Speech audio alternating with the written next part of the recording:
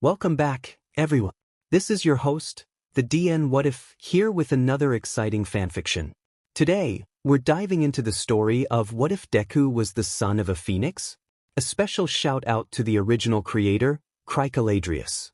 This is the permission statement by the author in written. Please make sure to show your support by checking out their work from the description.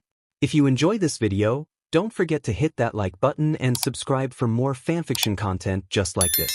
Now, let's get started with the fanfic. There had always been something strange about Hisashi. Inko could brush off the small things at first. If he smelled like smoke and burning ashes, it was just a side effect of his quirk. The way he seemed to glow at night was just the moon reflecting off his curly white hair. That cut was gone already because he was a naturally quick healer. His eyes changed color? Oh, just a trick of the light. His overly polite manners and sharp smile were understandable, given his occupation. He didn't have many friends because he was a loner. If once in a while he would be strangely insistent on being the one to answer the door, only to merely open it a crack and shoo away whoever was outside, who was she to judge?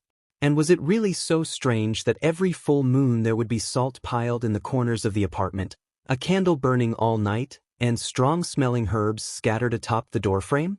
Even if, 2 of those times, Hisashi had been away on a business trip? At one point he had a rather loud argument out on the balcony. He was not carrying his phone. There was a rather sheepish-looking bird perched on the railing. Quietly, Inko closed the door and resolved to hang the laundry up later. But the night Izuku was born was so bizarre that Inko finally, politely, demanded the truth. Somehow, things only got stranger after that. Izuku had school today. At 7:38 a.m. in a stranger's apartment, he had less than an hour to finish up, switch outfits, and run across Muzutafo like his life depended on it. In his hands a pot rattled, a vicious shrieking noise emitting from it as its 2 unwilling inhabitants struggled to break free. The aftermath of the frankly ridiculous 43-minute-long battle he had been part of was very visible on the tiled floor in the form of a puddle of formerly boiling water, smeared kitchen ingredients, and scorch marks. Izuku's still not sure where those came from. The apartment's inhabitant was still staring at the pot in his hands with a traumatized look on her face. Maybe she had a fire quirk? Izuku wished he had a fire quirk, or fire magic. Then he wouldn't have to tote a pack of matches around everywhere he went. Speaking of that, you might want to leave the room, he suggested, voice only partially muffled through his wooden mask. At some point during the scuffle, it had been knocked askew so one eye showed. Not that it mattered. He had a minor transformation spell on his face as a precaution. I have to take the lid off to light these guys on fire. Sorry for the mess. The woman nodded mutely and shuffled out in a daze. Izuku carefully rested the pot on the floor and held it shut with one foot while he lit one of his specially made matchsticks. With carefully timed precision, he lifted the pot's lid and tossed the flame in. He caught a brief glimpse of the rabbit corn cobs trying to escape before he slammed the lid back down. A few moments later, all struggles ceased. He checked inside the pot, levitated the remains of the matchstick into his pocket, no need to leave evidence, and adjusted his mask. It's okay now. They won't bother you again. He called out the kitchen door. The woman didn't reply, but he hardly expected her to. She'd nearly been mauled by sentient vegetables, was saved by a weirdo in a mask, and now had to find something else to eat, preferably a meal that wouldn't spontaneously develop eyes, teeth, and murderous tendencies. She was probably trying to pretend the whole event was a fever dream. That's what most of them tend to use as a coping mechanism. He glanced at the clock. 7:42 a.m. How far away was the school from this neighborhood, again? Izuku was late by 14 minutes. He slunk into class with a nervous smile and mumbled that he was delayed by MT Lady's debut, which wouldn't be a lie if he had taken his usual route. Kaken glowered at him, smoke rising from his palms, and their teacher waved him in with an irritated expression. School was not Izuku's favorite part of the day. As the top dog of the class, Kaken had set a precedent for the other students to either ignore or be outright nasty to Izuku. It wasn't as bad as the few years between his quirkless diagnosis and the miraculous development of his minor telekinesis quirk, but even a quirk was not enough to get back into Kaken's good graces. Izuku was still Deku, And he was still ostracized by his classmates. Which was why when the teacher offhandedly mentioned Izuku's desire to get into UA, he knew the day was still following the trend that had been set the moment he started whacking vicious cobs of corn across tabletops. The second the bell rang, Kaken towered over his desk. Izuku was just a second too slow in grabbing his hero analysis notebook. Kaken waved the book in his hands smugly. "Where do you think you're going, Deku?" "Katsuki, what's that?" one of Kaken's friends asked, a hint of a snicker in his voice. "Hero analysis for the future? Seriously? It's nothing. Give it back."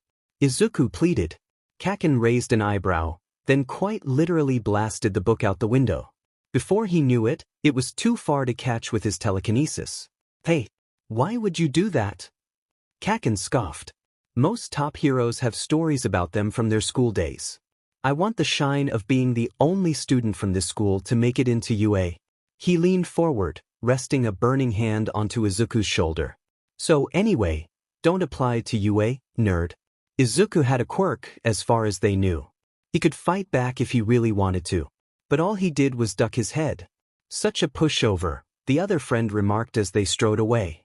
"He'll never be able to take a villain down with such a weak quirk."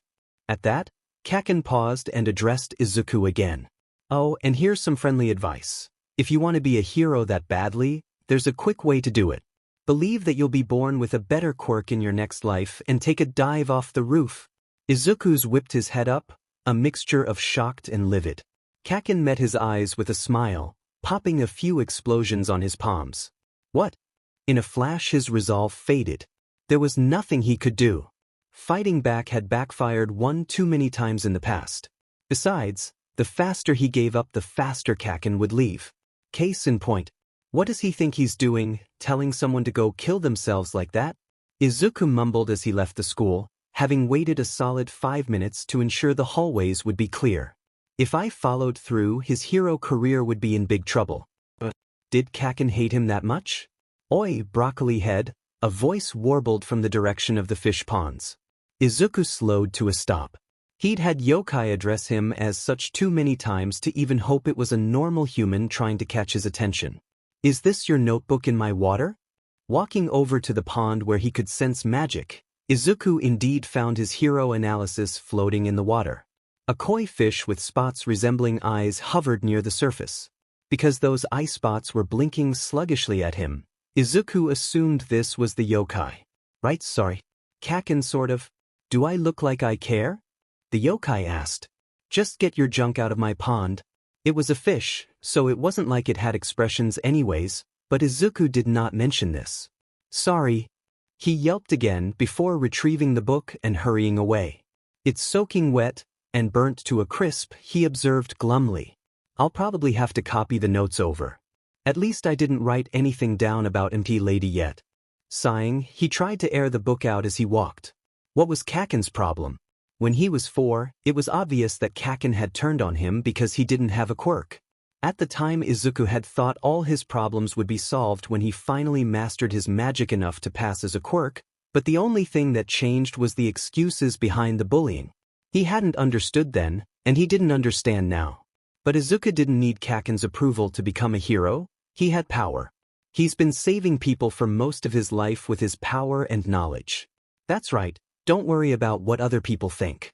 Hold your head high and plunge forward. And then, because the day hadn't been long enough already, a presence loomed behind him.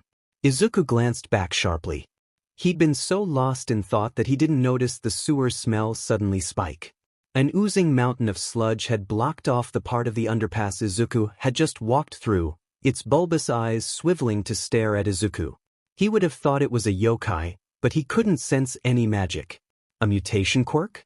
Not just that, a villain? A medium-sized invisibility cloak? He should move. He should probably run, right? Sorry, hero analysis for the future number 13, he thought as he flung it bodily into one of the rapidly approaching eyeballs. But hey, at least you're good for something. Izuku spun and sprinted as the monstrous villain flinched backwards, calling upon the speed he'd honed from years of intentionally and unintentionally ticking off yokai. The villain was faster than Izuku would have thought, though, and it managed to catch him by the ankle. He hit the ground hard. Now, don't make this difficult for me, the villain said. Izuku lurched to his feet, yanking at the tendrils of slime as they engulfed his body. His telekinesis was more effective than his bare hands, but he could only grab a couple handfuls of liquid with it at a time. The sludge was shoving down his throat faster than he could pull it away. I just need to take over your body. Calm down, it will only hurt for 45 seconds. You'll feel better soon. Choking on sewer filth, eyes watering from the pain and black dots filling his vision, Izuku had the feeling that's better to meant dead. Dead? Is this it then? Am I going to die? Something metallic clattered in the tunnel. It's all right now, young man. I am here. No way, does that Texas smash? All Might? It was like a hurricane had ripped through the underpass. As Izuku fell to the ground, he could suddenly breathe air again. The last thing he saw before he lost consciousness was a pair of steadily approaching shoes. Someone was slapping him. Hey, oh good. All Might backed away. All Might? I'm glad you're okay. Was Izuku having a fever dream? He'd never been on this side of denying reality. Is this how that lady felt earlier when her food sprouted teeth and tried to bite her? Sorry about getting you caught up in my villain fighting. I don't usually make mistakes like this, All Might was saying. But I was in high spirits on my day off in a new place. All Might saved him. Izuku will gladly embrace this fever dream. Alternatively, he was dead and this was heaven. He would be fine with that too. But you were a big help. Thank you. All Might held out 2 soda bottles filled to the brim with the sludgy substance of the villain. I captured him safely. The #1 hero, All Might, looks completely different in person. Actually, there was something off. It wasn't that he looked different, it was that he felt different. Why did All Might reek of so much magic? All Might. Izuku was just going to ask him. After all, nobody with that much magic could possibly be ignorant to yokai and the like, but suddenly something floated into view from behind the hero's head. It was a bright ball of burning light. Was that an Anabi? All Might didn't even notice it lazily drift in front of his eyes. Izuku spluttered, changing track quickly. An autograph. Where should I? Spotting his notebook, he dove for it, wrinkly pages be damned. As he flipped to what should have been a blank page, All Might's bold signature stared back at him. He already signed it. Thank you very much. Izuku blurted, bowing perhaps a few times too many. It'll be an heirloom. A family treasure. Why did I say that? Stop embarrassing yourself. Okay, All Might laughed. Well, I need to take this guy to the police. The Anabi twirled around his hand when he raised it in farewell. See you again on the other side of the screen. I'm counting on your continued support. With that, the #1 hero leapt away, his incredible strength propelling him into the sky. Izuku watched in baffled fascination as the Anabi hurriedly darted after him. Was that Anabi haunting All Might? Was that the magic Izuku had sensed? But no Anabi had ever felt that strong. The magic probably belonged to All Might and the Anabi was attracted to it enough to stick around even in daylight. But that didn't make sense either. If it was All Might's magic, he definitely would have noticed the Anabi and that Izuku had magic as well. Izuku's increasingly frustrating train of thought, and muttering, not that he noticed, was interrupted by the ring of his phone. Startling, he pulled it out of his pocket. It was covered in slime. All of him was, actually, but his phone was going near his face so he quickly shook the worst of it off before he answered. Izuku, honey, do you think you could pick up some milk on your way home? It was Mom. He looked at the slime dribbling off his clothes, the stiff and scorched book in his hands. His backpack was strewn on the ground a few meters away. A laugh bubbled out of his throat, but it quickly devolved into a coughing fit. His mouth tasted horrible. Izuku? Are you okay? Did you run into trouble? Yeah, I think I need to take a shower, was Izuku's only excuse. It was either that or giggle hysterically, and he didn't need to make Mom suffer that again. She probably thought he ran into another yokai. Literally, that was his whole life at this point. It wouldn't even occur to her that he could have gotten into trouble as normal as a villain attack. He'd tell her when he got home. Probably. I'm on my way home. Maybe next time. See you soon. Love you. Well, be careful. Love you. Izuku ended the call and picked up his backpack, wondering. All Might was in town, bringing a mystery with him. Izuku's power hadn't been enough to fight off the sludge villain. He would have to get stronger if he hoped to get into the hero course. There were 10 months left until UA's entrance exams. He's going to make them count. The first thing Izuku did was scout out a place to train. Yokai magic tended to grow with age rather than practice, but Izuku was human enough that it essentially worked like a quirk. Finding a legal method of practice involved too much time, money, or both, so he just asked the local birds to keep an eye out for cluttered places with a low rate of human traffic. While waiting for any positive reports, Izuku wrote down his thoughts about All Might's Anabi into his yokai notebook and left a voicemail for his go-to mythology expert, his father. Hisashi had a normal human job, but his business trips also secretly involved dealing with disputes between the various mythological creatures in America, so there was no telling when he would get the chance to call back. In the meantime, Izuku planned what aspects of his quirk he'd be working on and obsessively watched the news whenever All Might was on. The latter was strictly so he could research how All Might acted to see if he gave any indication of noticing the Anabi following him around, even if Izuku couldn't see the Anabi on TV. Totally not for any other reason. In the end, he hadn't even needed to send birds out. A week after the sludge villain, he had been trying to look casual while fleeing from a particularly insistent tofu kozo when he passed by Dagoba Beach. Oh duh, his brain went, before the tofu kozo took advantage of his distraction to shove a plate of tofu in his hands and run off like a schoolgirl with a crush. "I don't want your moldy tofu," Izuku yelled after it, gaining odd looks from the few passerby in the area. The tofu wasn't moldy yet, but Izuku knew, he knew. Izuku used the tofu to bribe the birds into the more time-consuming duty of surveilling Dagoba Beach for a few days. Once he verified the place was pretty much abandoned, he garbed his phoenix mask outfit and set out. There were 2 reasons for Izuku to wear this outfit. 1. It was made for anonymity. If he was caught in the act, he could escape identity intact without having to waste magic on a disguise spell. 2. Dagoba Beach was a minefield. It was one thing to be aware that a junkyard like the beach was bound to be full of old mistreated objects perfect for the manifestation of your average yokai, but it was another to actually step onto the beach and feel the buzz of magic in the air. He could easily be snuck up on in here, and if a yokai's mutations were subtle, he might not notice it immediately. Most of the yokai in here were probably malicious, and of course more active at night when he'd be visiting. But what better way to train was there than to immerse himself into a life-threatening environment? Izuku walked only a few trash heaps in before he tested out lifting some of the junk with his magic, small stuff about half his weight limit.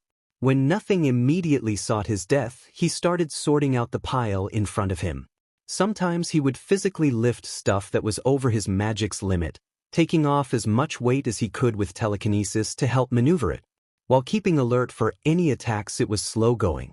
Naturally, it was when he tried to exercise the weight distance limit with a lamp a meter away that he messed up. The movement of the lamp dislodged something else in the pile, which in turn sent a bunch of objects tumbling and several yokai, and possibly a regular cat, fleeing. Izuku hopped out of the way, then flinched as the miniature landslide apparently instigated a long, shrill screech from inside the hill of scraps. After a moment of no immediate repercussions from whatever had screamed, Izuku, like an idiot, peered into the abyss. Instead of the abyss peering back, a frilly and colorful scarf launched itself onto his face. Izuku was wearing his mask, so the scarf wasn't quite wide enough to cover all the cracks and start suffocating him. Seemingly taking this fact as a challenge, frilly scarf yokai slithered around his throat and began choking him. Heck no, not this again, Izuku thought, and sharpened his fingers into talons. He tore off a glove and slashed at the fabric that was still over his mask, confident the wood would be fine under the protective spells he and his father had layered onto it. The yokai screeched and thrashed and receded, writhing in the air like a small floral dragon. "You did it! I know you did it!" Frilly scarf yokai howled, before a surprisingly large translucent body phased out of the tatters of the scarf, sending the fabric to the sand. "Look at what you did! You ruined my home." It then, rather pitifully, broke down into sobs. The actual body of the yokai revealed something Izuku recognized. It had the appearance of a long white strip of cloth, with wrinkled yellow eyes and no other features to speak of. Looking at the long rip on the fallen scarf that definitely hadn't been caused by his improvised claws, Izuku had the sudden feeling that there was a bit of a misunderstanding going on. I'm terribly sorry, he told the Itenmomin cautiously, but I only purposefully harmed you in self-defense. Did you come out because your scarf got torn? Yes, the Itenmomin hissed vehemently, eyes narrowing at Izuku. How could you attack me like that? I was minding my own business. Izuku flushed guiltily. It was an accident? I was trying to sort this pile, and I didn't know you were in there and then I tried to move the wrong thing and just sent everything falling. I'm really sorry, that must have torn you the first time and then I just made it worse when you tried to kill me? It was an accident? The Itenmomin asked, somehow giving the impression of a severe frown with only eyes to work with. Izuku nodded his head vigorously. Fix it? What? I need a new home. Find me one. Or I'll kill you. The Itenmomin wasn't exactly corporeal enough to go about killing Izuku, but he would rather not push his luck.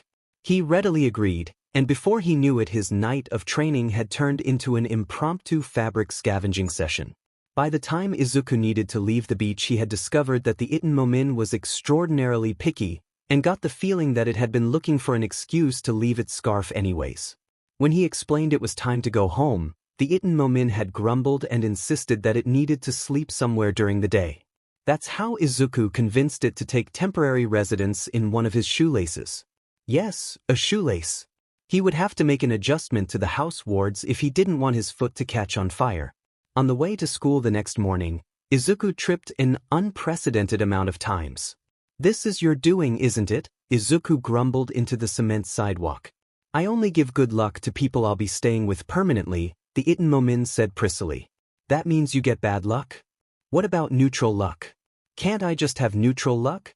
It's an incentive to find me a home faster, the yokai said, as if threatening Izuku's life wasn't incentive enough.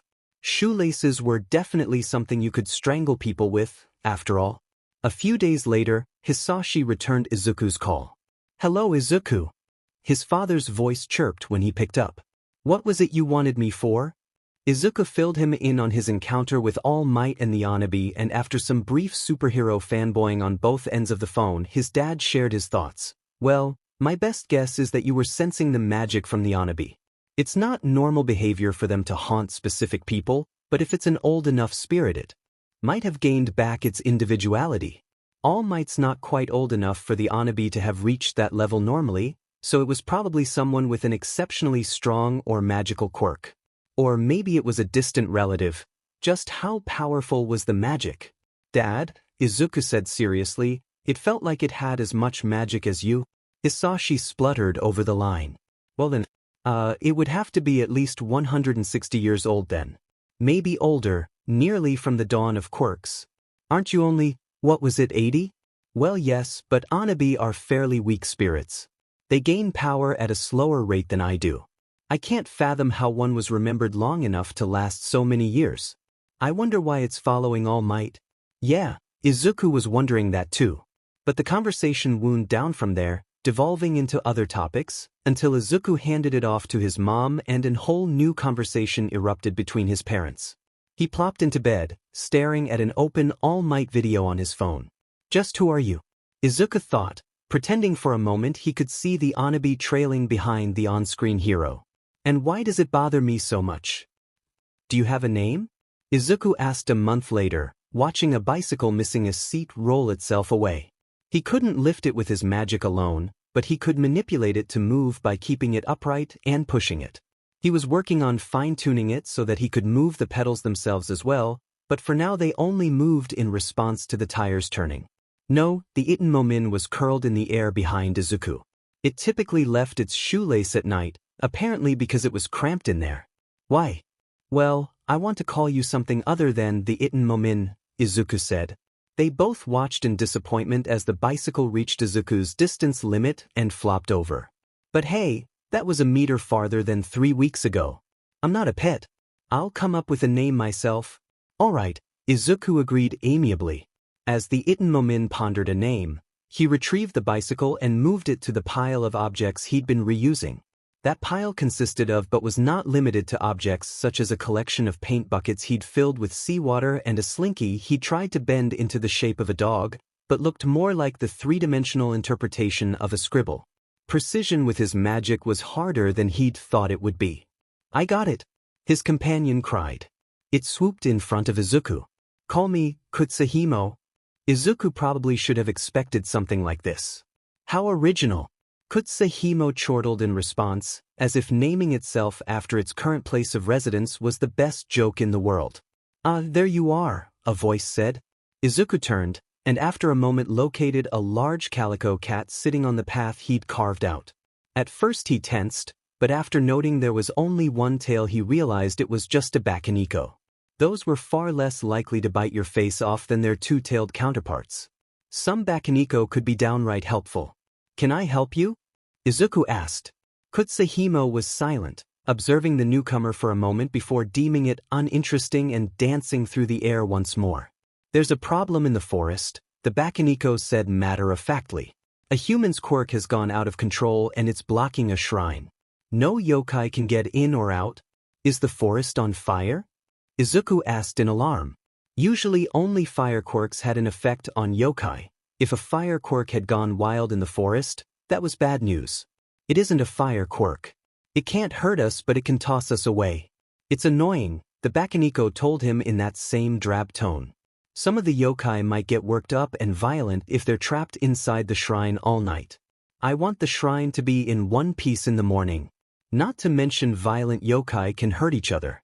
And whatever had happened in the first place to make the quirk to go out of control, Izuku drew himself out of wondering what a human was doing in the woods so close to midnight and motioned to Kutsahimo.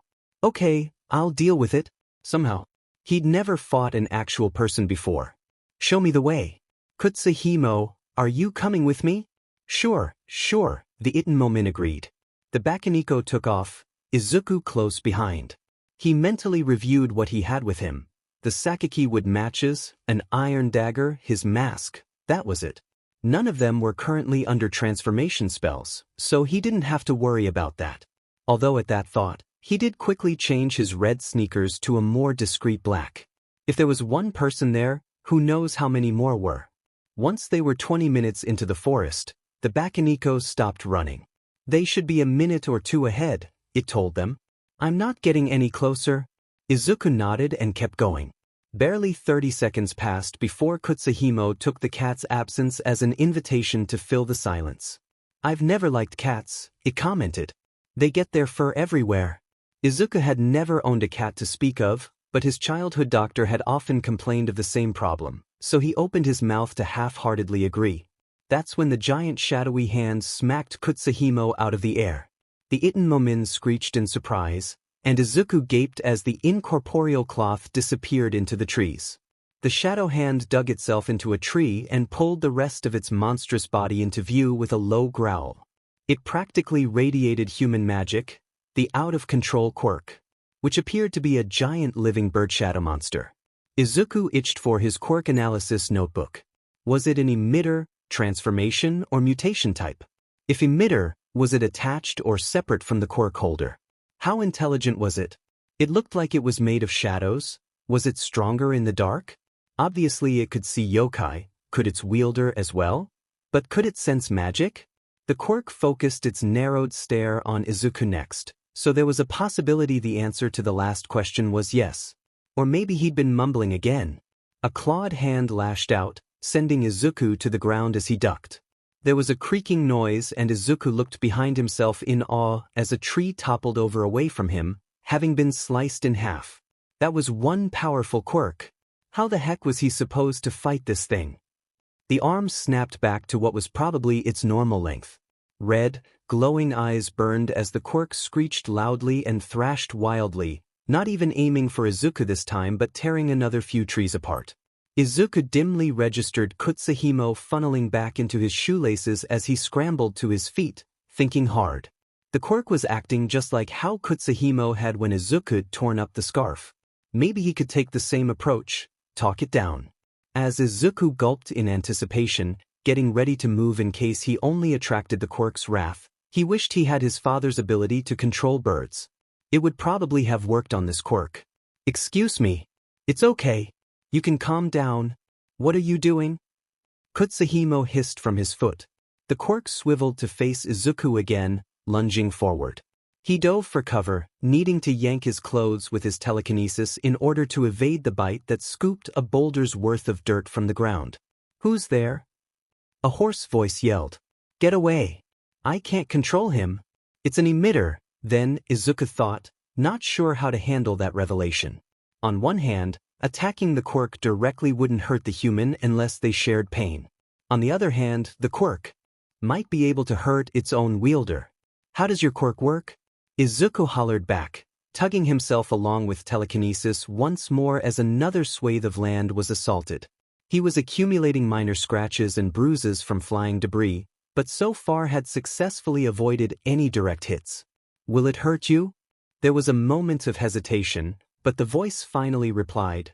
He's weak to light. He won't hurt me, but someone attacked me and he went wild. Someone attacked them? Izuku didn't reply in order to catch a breath in the dip of a ravine. From his new position, he could feel the magic of what he assumed was the shrine. Cautiously raising his head above the ditch's edge, he could see a simple torii gate opposite of the quirk raging behind him. A few trees had been knocked over beside it, and no yokai were in sight. Izuku realized the ditch he was in probably the quirk's doing. Had a yokai attacked the human? It was unlikely because of the shrine's pacifying effect, but it would explain the way that anything magical was being targeted, and it definitely wasn't impossible. Or was it just because the attacker had fled, leaving the quirk to lash out at anything that moved, namely yokai that woke up and tried to leave the shrine for the night? The quirk screeched again, and there was the distinct sound of more trees tumbling down. Izuku winced, checked the creature's position, then crept out of the ravine to sneak over to the torii gate. With any luck, there would be a yokai capable of light or fire willing to help him. After only a few steps he paused. It was hard to tell with the mixture of human and yokai magic, but there seemed to be a third magic in the air. He'd never felt this type of magic before. It was like rotten eggs. As if summoned by his thoughts, a hulking figure lumbered out of the undergrowth to block the shrine's entrance. Its blood-red skin was bulging with muscles, its form grotesque and hunched even at a height almost twice that of a full-grown man. The creature's oversized fangs were bared in a satisfied smile, both them and its acid-yellow eyes glinting in what little moonlight filtered through the canopy. A studded iron club as big as Izuku was clenched in one of its warty hands. For a moment all Izuku could do was gape in horror. Was he cursed? Had all the forces of the universe unanimously decided he shouldn't reach adulthood? Was that why he was stuck between a rampaging quirk and a freaking Oni? He hadn't even reached high school yet. The very small part of him that wasn't freaking out told him this was what had attacked the quirk user, but it quickly joined the rest of him in panicking when the Oni hefted its club up and tried to batter him into the ground. What is that? Kutsahimo yelled as Izuku tripped backwards into the ditch. The ground vibrated under the force of the weapon's blow, dirt and rocks spraying over top of him. The quirk screeched in the distance, and from the sound of it was making its way back to them very quickly. Its loincloth is hideous. It's an Oni, Izuku breathed out. He wasted no time as he scrambled further down the trench, and carefully refrained from commenting on the Itmomin's concern over the demon's fashion sense. I don't know what it's doing in Mizudafu, though. That was the only good thing about Oni, the lack of them, especially in civilized areas. This was a forest, but still, Izuku had never seen one before. He didn't think his dad had even seen one before.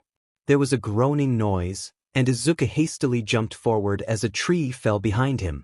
Looking back, he saw the quirk howl as the Oni smacked it out of sight before turning to Izuku with that eerie grin still plastered to its face. This is way over my pay grade, Izuku lamented. He clambered out of the trench using the fallen tree, although he was loath to even look in the direction of his imminent death. The Oni was taking its time stalking over to him menacingly. Izuku trekked through the trees at an equally slow pace, not caring to waste any energy. He took stock of his options.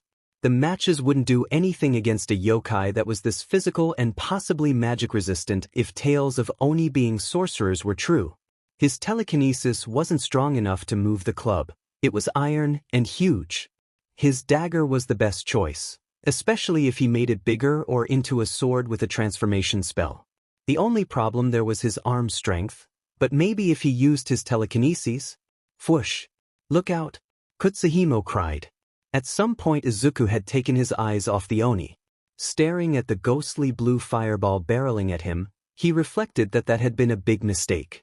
His quick reflexes saved him once again, but he had to bite back a cry of pain as the fire scorched his leg. There was a loud crack as the fireball collided with the tree that had been behind him, and the resulting shockwave threw Izuku even farther than his initial magic-aided leap would have taken him. He was winded momentarily as he slammed into a tree. That's not fair at all, Izuku thought, pulling himself upright and trying to locate the Oni by the trail the fireball had created. He pulled out his knife, but didn't apply the transformation to it yet in order to preserve his magic and maneuverability. It knows a fire spell? Because his eyes were where the fireball had come from, it was a sheer miracle that the Oni's swing of the club landed square on Izuku's mask. His whole body was thrown backwards, but the mask's protective charms absorbed the worst of the force and momentum. Izuku's heart might have skipped an unhealthy amount of beats from the shock of seeing such a large object racing towards his face. It's fast. Was the fireball just a diversion? He winced as he used his injured leg to help right himself, and sent a pulse of magic to help speed up the healing. An effective diversion. My mask won't take another hit like that. Something was missing. Fire magic? Kutsuhimo? Izuku yelled in sudden alarm, trying to catch a glimpse of his shoes as he stumbled away from the Oni, thankfully still gripping his dagger. But his laces were scorched black along with the rest of his shoes. He shuddered. If Kutsuhimo had still been in one of them, the yokai would have been burnt out of existence. Kutsuhimo! Where are you? From the corner of his eye he spotted another azure fireball speeding towards him from where he'd last seen the Oni. He sprinted out of the way as best he could with his leg, but this time kept a vigilant guard. As the fireball passed and hit another tree, Izuku heard the rustle of leaves behind him. He turned around with a swipe of his weapon, but seeing the iron club inches away from his chest had him yanking himself backwards instead. Kutsuhimo's familiar translucent form suddenly flew between him and the Oni. Kutsuhimo! Izuku exclaimed in relief. Incoming! Was the Itmomin's only reply. What? Izuku was cut off by the reappearance of the wild quirk. A shadowy hand clashed with the Oni's weapon, grating against it before sliding off. Did you lead it here?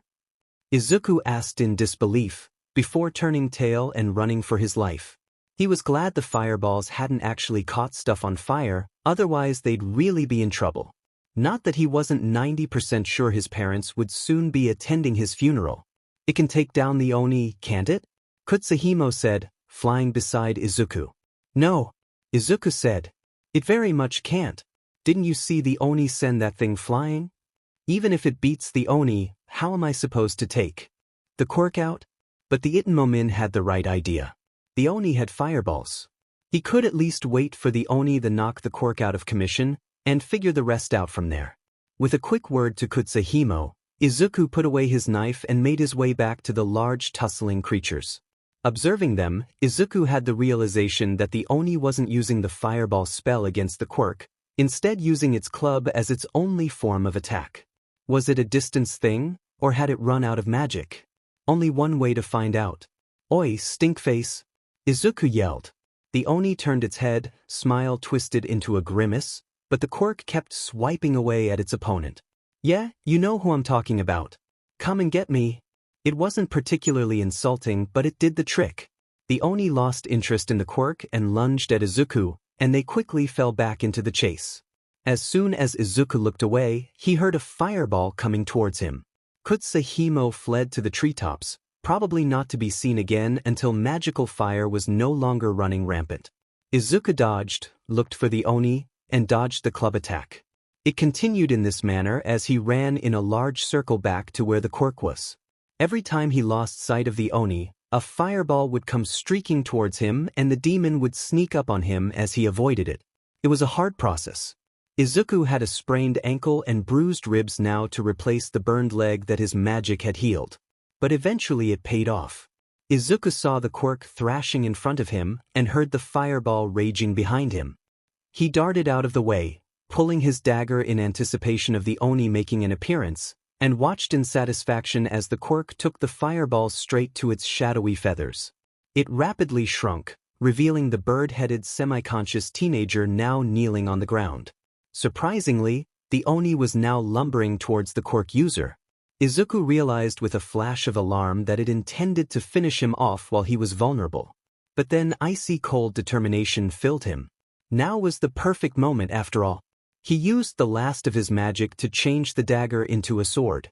It was unwieldy and unfamiliar in his hands. He didn't have enough magic to use telekinesis to add extra force to his swing. But adrenaline did that job for him. The Oni towered over the other teenager. Izuku plunged his sword straight through its midsection. Just like that, it was over. The Oni dropped the club, and its body soon followed. Both teenagers watched in morbid fascination as it slowly went through its death throes, stilled, then crumbled into a pile of ashes. The only sounds filling the wrecked forest were their harsh breaths. "Thank you," the bird-headed teenager said. "That thing wasn't a person, was it?" It wasn't even a question. No, Izuku glanced around. He could make out the red of the torii gate through the open air caused by demolished trees. A small white figure trotted their way, and as it came closer Izuku recognized it as the calico Bakaniko. "Seems you dealt with it," was all the cat said once it reached them. It cast the scene a disdainful look, then flicked its tail and disappeared into the shadows. "Not even a thank you?" Izuku muttered. Did it even realize an Oni caused the problem? "I assume you are referring to the cat," the other boy said, seemingly unaware of Kutsuhimo returning from the sky. "Was it another demon?" "Yokai," Izuku corrected absent-mindedly. He bent down to pick up his sword. His hand didn't make it that far. Something very scarf-like wrapped around his wrist, tossing him to the ground and snaking away. There was a scuffle as the bird-headed teenager leapt to his feet. Izuku dodged another whip-like tendril by rolling over his sword. He grabbed his weapon and sprung upwards in one unsteady movement, just in time to whack away another attack. Eraserhead perched on one of the trees at the border of the freshly created clearing, his capture weapon floating around him and quirk active. It seemed the clamor in the forest had drawn some attention. There were probably reinforcements coming to deal with something strong enough to bring down so many trees. Izuku needed out of there, fast.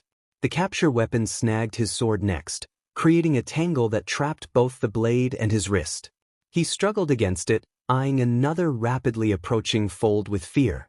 Without warning, the hold on his wrist loosened as something tore at the taut fabric. Izuku staggered backwards and stared in surprise at the reemergence of the other boy's quirk, which had cleanly sliced the tough capture weapon in two. "I'm sorry," the bird-headed teen cried. "I don't have control of my quirk under extreme stress." The quirk itself made a token effort at appearing to be out of control, but it wasn't anywhere near the size it had been when it was actually rampaging. Eraserhead didn't know the difference though, and he snapped his gaze over to erase the quirk seemingly without thinking. "Kutsuhimo, help me out," Izuku whispered in the pro's moment of negligence, indicating the torn part of the capture weapon still dangling from his arm. He took off in a run and the Itenmomin caught on quickly. It dived into the severed scarf and tugged Izuku along the same way he had been using his telekinesis earlier. Behind them, Eraserhead cursed and presumably tried to disable Izuku's non-existent quirk. There was a moment of silence, another curse, and then movement and a piercing war cry from the shadowy quirk. It seemed the bird-headed teenager wasn't letting Eraserhead chase after him. If they ever crossed paths again, Izuku would have to thank him. "Are they out of sight yet?" Izuku asked Kutsuhimo as they raced through the forest. "Now they are," the yokai said. "Right. Keep going. I'll stop at the edge of the forest to clean up, but we're basically heading straight home." By clean up, Izuku meant take his mask off and stuff the capture weapon out of sight. He couldn't even hide the mask or mix up his appearance like he normally did because what little magic he had left was being used to take the edge off his injuries. He was glad the worst of it was just a sprain, because no healing was actually getting done. Then another thought occurred to him, a bit out of the blue but a welcome distraction from tonight's events. "Say Kutsuhimo," Izuku said. "How would you feel about living with Eraserhead?" Boy, what a night it had been. Despite the original troublesome string of events, the remaining months passed without much excitement. Izuku checked in on the shrine once the police presence died down, but in true yokai fashion none of the residents had anything to offer other than complaints about the quirk user's disturbance. Izuku tried and failed to track down the Bakeneko and interrogate it on the Oni, because it didn't visit the shrine enough for any of the other yokai to know who he was looking for. After that first visit, he only returned to rehome the occasional benevolent or neutral yokai he came across at Dagoba. The rest of the time at Dagoba he spent continuing to build up his magic and hone his skills, although between fending off yokai, school and its related issues, trying to locate Eraserhead, and adding in some genuine physical training he didn't progress as much as he would have liked. He only saw All Might once more in the aftermath of a villain attack at the shopping center. He'd been hit by the intense magical signature before he even noticed the police lights, and quickly spotted the hero amidst a gaggle of reporters. The Anabi almost blended in with the flashing lights and cameras, and waving frantically at it to get its attention didn't yield results. He did get All Might to wave back though. That was a win. And now, it was the morning of the UA entrance exams. Izuku was already shaking from nerves just being on the UA campus. It wasn't irrational. The written exam was tough and the physical exam was on an entirely different level by reputation alone. Would telekinesis be enough? Somebody brushed past him harshly. Izuku wasn't surprised to see the perpetrator was Kaken. The blonde had been ridiculously adamant in bothering Izuku leading up the exams, even if after-school incidents had dwindled as he focused instead on his own preparations for the exams. "What are you doing in my way, Deku?" Kaken sneered on his way past. "You're going to regret not taking my advice. Wanted UA's rejection in writing, did you?" "You know I have a quirk," Izuku mumbled, as if that had ever made any difference. Izuku didn't blame him for thinking he was weak, considering the last time he'd bothered showing off his magic was when he was 7 and still struggling with lifting a cup. But had it ever crossed Kaken's mind that he could get stronger? "I stand just as much a chance as you do." Kaken paused, his eyebrow twitching. For a second Izuku thought he would turn and blow up at him as usual, but he simply turned his nose up at him and continued on. It seemed Kaken had decided he wasn't even worth it. Izuku wondered if his former friend was under the impression that they wouldn't be seeing each other during high school. He's wrong, Izuku reminded himself. He has the power to make it in, but I have the will. He took a few steps forward. Then he tripped. "Kutsahimo, this is your fault." Izuku had the presence of mind to cast blame as he prepared for death via slow fake quirk activation. The Itenmomin residing in his red shoes gave no indication it knew of his predicament, considering it was asleep and not actually responsible for his natural clumsiness. Surprisingly, his face did not meet the ground and he took the opportunity to belatedly tug himself back into a standing position. He didn't even need to use his clothes to do it. It felt like his body weight had been completely negated. "Sorry." A voice chirped from beside him. His sudden weightlessness disappeared. There was a girl talking to him. "That was my quirk. Please forgive me for using it without asking first. But I saw you trip and thought I'd help." Izuku gaped, but that was okay, because she didn't seem to expect a response. "Let's do our best. See ya." With a wave, the cheerful brunette continued on. "I talked to a girl." Izuku thought, clearly still suffering from emotional whiplash. "Then, I didn't get to ask about her quirk. And finally, shoot, it's about to start." Once the written exam was complete, the hero course applicants were directed to the physical exam orientation, which was in an auditorium and apparently delivered by present Mike. Trying to ignore the fact that Kaken was seated next to him, Izuku focused on the orientation as much as he could while simultaneously geeking out over present Mick's mere existence. Kaken threatened to blow his face off if he didn't stop, and then another attendee reprimanded both of them, and eventually after the whole debacle of Kaken also threatening that boy's facial integrity, the crowd of examinees was split up and directed to the various testing grounds. Battle Center B, 10 minutes to get as many points as possible versus robotic foes. Considering how bulky they looked during the presentation, he only had a few ways to deal with them. He was sure he could rip out the wires inside or destroy some of the weaker joints with compressive force, although both methods required physical contact to be most effective. He doubted being able to divert the smaller limbs would be helpful for anything but dodging, but he was optimistic. He just had to be quick. And if anything, Izuku was quick. The waiting student hopefuls milled around as they waited to start. Izuku spotted the nice girl from earlier through the crowd and perked up. Since they hadn't started yet, it couldn't hurt to go thank her for earlier. Deciding to do just that, he took a step forward but was immediately halted by a hand to his shoulder. Flinching at the tight grip, Izuku turned to see the outspoken boy from the orientation. "That girl appears to be trying to focus," the dark-haired teen said sternly. "What are you doing here? Are you taking the entrance exam to interfere with everyone else?" "What?" Izuku squeaked, mortified at the accusation. "No, of course not." This did nothing to prevent the murmur rippling through the crowd. Was a stutter really enough to label himself an opponent not to worry about? "Okay, start." "What's wrong?" Present Mike cried from above. "There are no countdowns in real fights. The die has been cast, you know." By the time Izuku turned to look at the open gate, the entirety of the crowd was already halfway into the battle center. Izuku hurried after them, ducking his head as he surveyed the lifelike urban environment. There weren't any robots near the entrance. After a few moments of peering into alleys, he broke off from the main group. Just in time, it seemed, as the sounds of destruction emitted from the central road. "He'd like not to deal with that much wayward debris, thank you very much." He slipped out of the alley onto one of the side roads and found himself face to monitor with a one-pointer.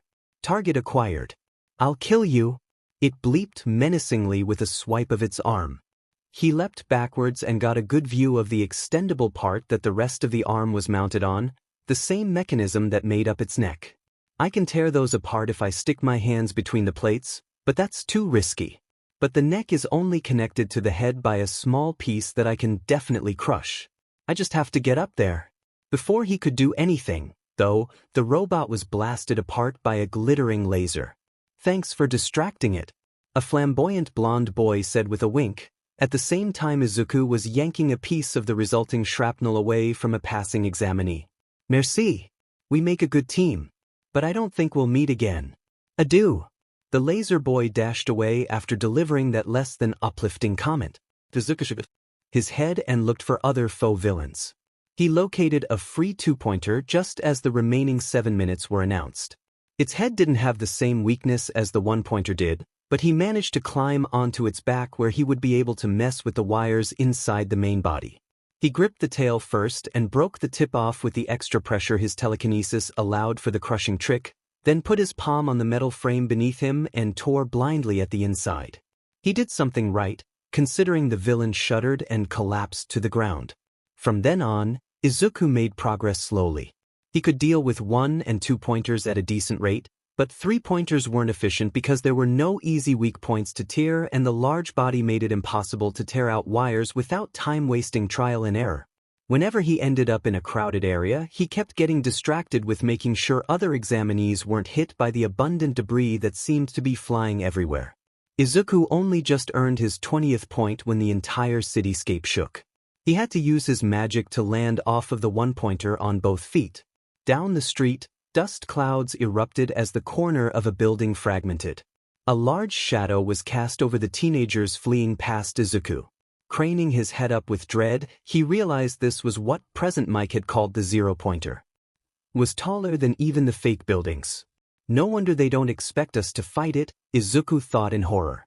Less than 2 minutes remaining, Mike announced. 20 isn't going to be enough. I need to find more points, even in this chaos. Izuku moved to follow the others. The zero-pointer was huge, but it would be moving slowly. He could dispatch another few robots in the remaining time without worrying about it. That is, he didn't need to worry about it until he heard the yell.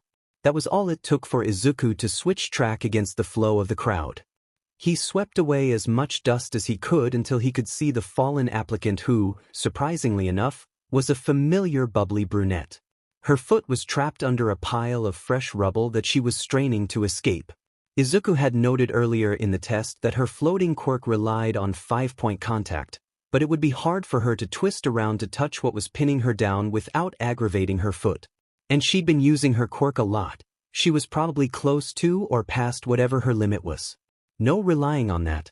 He skidded to a stop next to her, examining the various concrete chunks layered over her foot and mindful of the dangerously close zero-pointer. There were too many to just try to lift with telekinetically aided strength. He had to do them one at a time. That in mind, he set to work. The instant you can get your foot out of there, he told her. Right? Is it strained? He pulled away 3 layers before only the one on her foot was left, and from there was simple enough to lift it enough for her foot to get out. He quickly helped her up, just as the zero-pointer slammed a fist into the closest building. Look out! The girl cried, sending them straight back down to avoid a piece of concrete riddled with rebar. His teeth slammed together painfully as his chin collided with the ground and his head rattled with exhaustion. We need to get up fast, he thought. The zero-pointer's too close and I still need. Time's up. This announcement was made in conjunction with the loud mechanical screeching of the zero-pointer slowing to a complete stop. A few more bits of building crumbled to the ground. Points. Izuku's hastened scramble upward accumulated into simply sitting on the ground panting. There was frustration but also relief. His dangerous situation standards had been met. No one was dead. Well, as far as he knew. It was a surprisingly hazardous exam. Okay, good work, a voice called. With the tapping of a cane, the youthful heroine, recovery girl hobbled through the crowd handing out gummy bears. Was everyone at UA a pro hero? Not that Izuku was complaining. And it was smart to have her quirk on staff. Especially since it was painfully clear there was no failsafe to prevent blunt force trauma to vital places. Here we are, dearie. The brunette he'd helped was treated to a kiss to the cheek and gummies deposited in her hands before recovery girl moved on to Izuku. The stars in his eyes quickly faded into embarrassment when she tutted at him. You have a nasty gash there, she said with a sigh. I do. Izuku said, glancing at himself, not helping his case. His hands were battered from the jagged shrapnel that resulting from crushing metal, his clothes were littered with rips, and his left leg had a long bleeding wound visible through the corresponding tear in his pants. Naturally, his body chose that moment to send pain signals to his brain again. Right, he finished through gritted teeth. He reluctantly bore through receiving a kiss as well and had to wait out the extra wave of exhaustion that followed before standing up. Recovery girl checked over his leg, informed him that it was perfectly healed and shoved some gummies onto him before continuing on. There were a few other kids with similar injuries around and the medical hero was thorough in treating everyone before herding them out of the testing center, clearly in a hurry to visit the other exam groups. Thank you for helping me out back there. The brunette chirped as she plopped down next to him on the bus. I was gonna get stepped on for sure. I'm Achiko Uraraka, nice to meet you. She gave a little wave. Izuku spluttered, Izuku Midoriya. It's fine. It's not like I could have just left you there, and you helped me out too. He pointedly ignored the intense gaze of the glasses-wearing boy sitting not far from them. Gosh, it would be great if we were in the same class, wouldn't it? Your quirk looks a lot like mine. Choosing not to comment on how unlikely he was to get in with only 20 points, Izuku happily engaged in an intense conversation about the differences between his telekinesis and Uraraka's zero-gravity quirk. When he went home that night he was torn between telling his mom he had a new, actual, human friend, despairing over his flunked exam, and pretending a girl hadn't just given him her phone number. So it looks like Eraserhead only patrols over here a few days every other week, so our best is to catch him here where we know he always goes on Friday evenings. Izuku punctuated his muttering by circling the areas in question on the judiciously marked maps spilling off his desk. Kutsahimo's lengthy intangible form was sprawled over the floor and the yokai's face was inches from the paper. Was it dishonorable ambush a hero at a cat cafe? Maybe. It's not like Eraserhead would even notice them.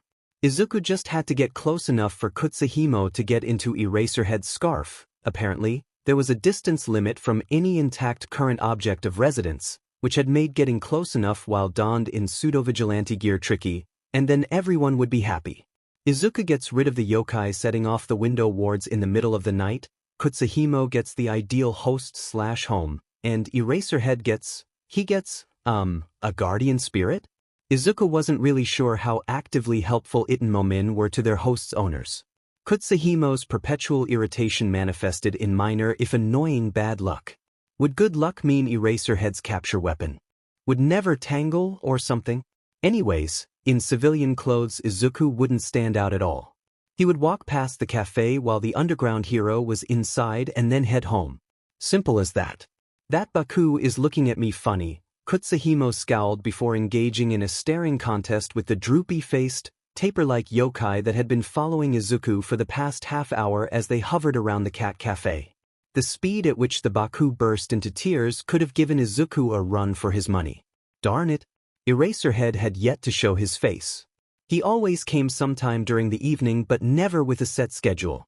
Izuku could just ignore the Baku, but the poor thing looked miserable. Was he being a sucker? Yes, he was. Hey! He approached the cat-sized creature with a modicum of caution and a whole lot of concern. I know Kutsuhimo's mean, but it won't hurt you. Debatable. I know you've been following me. Do you need help with something? The Baku nodded its furry head eagerly but didn't elucidate. Can you tell me so I can help you? The Baku began to trot away. It paused and looked back at Izuku as if asking him to follow. Fantastic. There's always next week, Izuku defended at the deadpan look Kutsuhimo gave him when he started walking. Don't expect to be able to unknot your shoes tomorrow, the yokai grumbled ominously. Izuku was led all the way back to the point where the Baku had begun following him before they turned into an alleyway. Kutsuhimo began a running commentary, seemingly determined to hurt the Baku's feelings. You're not as big as the other Baku I've met. Why is your face so ugly? As they scrambled up the fire escape, you can't even float? What are you, a baby? This is the Bakuniko all over again, Izuku muttered. On that note, he was on the roofs now. Eraserhead was probably in the area, so he slipped on the mask that he'd brought just in case and applied the other precautions he'd been taking since that night with the Oni. He'd been practicing with his natural shape-shifting ability so he could use that in place of a spell. His hair went inky black and some of the bones in his face shifted. It always caused an unpleasant itchy feeling for the duration that he left his face like that, but at least it preserved his magic for combat and lessened the chances of him being identified for assumed vigilante activities.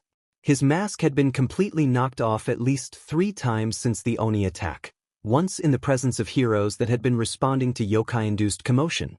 If he hadn't been disguising his face, well, he wasn't technically labeled a vigilante yet because nobody had proof of the criminals he'd been fighting, but it was only a matter of time before he was labeled a vigilante or outright villain.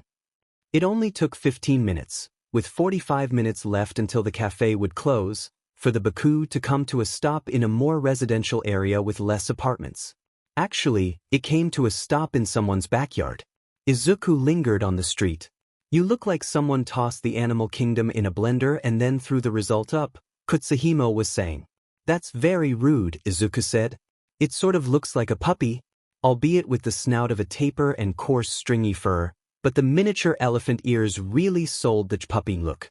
It's cute. That didn't work. It was still crying. Please tell me what we're doing here. The Baku blew snot out of its nose. Kutsuhimo, what do Baku do? How am I supposed to know? You've obviously met a few before. Izuku rummaged around in his jacket, pulling out his phone and looking up what a Baku was. Okay, so they eat dreams, is that right? The Baku nodded. No wonder I've never met one of you guys before.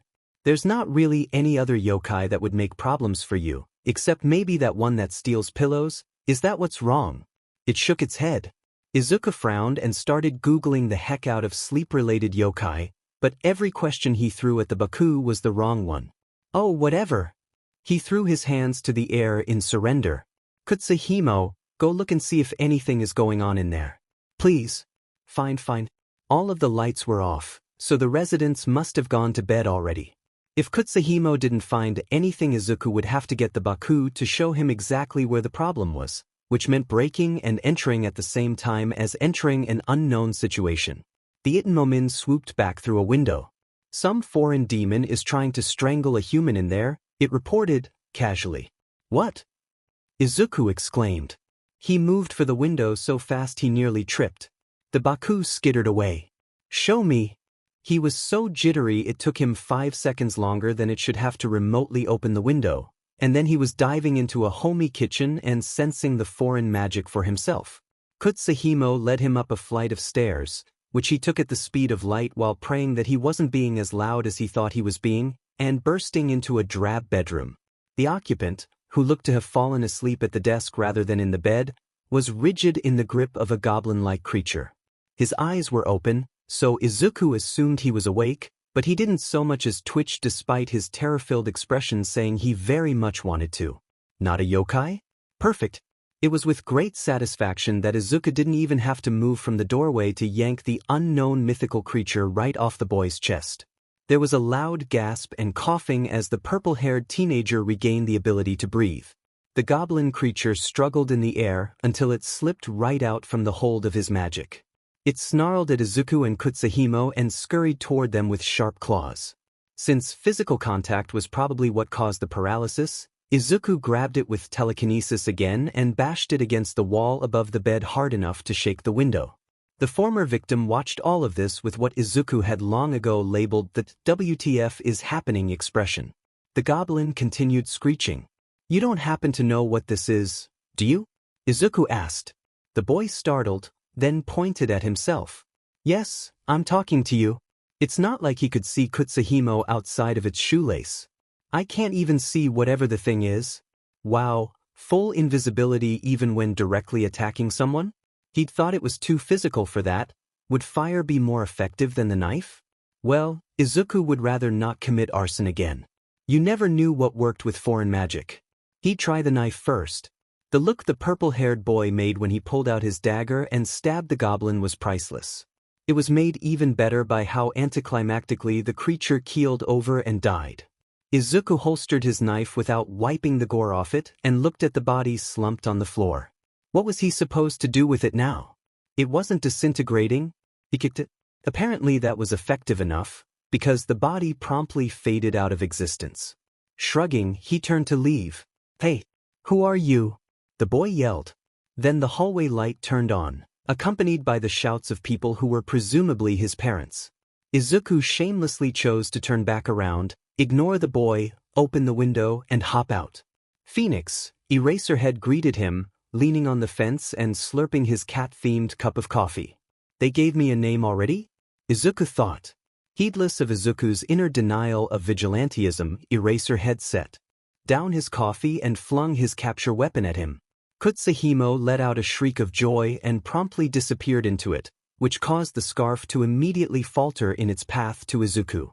He was glad he'd hardly had to use any magic, because that meant his escape was ridiculously more clean than last time. With Eraserhead's scarf attempting to turn the underground hero into a mummy, Izuku moved himself so fast his feet barely touched the ground. He saw the Baku watching in bewilderment from the backyard and police cars turning into view from the other end of the street, which caused him to immediately cut into the nearest alley. It was almost an exact echo of the Oni incident. He wove through the suburbs until he reached the more populated city areas and shed his disguise at first opportunity. Mission complete. Even if it wasn't exactly how he'd planned to do it. Now, the next thing to worry about, UA entrance exam results. Uraraka, Izuku had found, was a texter. She used an excessive amount of emojis and the only use of punctuation to speak of was typically in the form of exclamation marks. It was not much of a surprise that she was also a relentless optimist. The day after the exams, Izuku had informed her of his chances at getting in, and all she had done was tell him not to worry about it.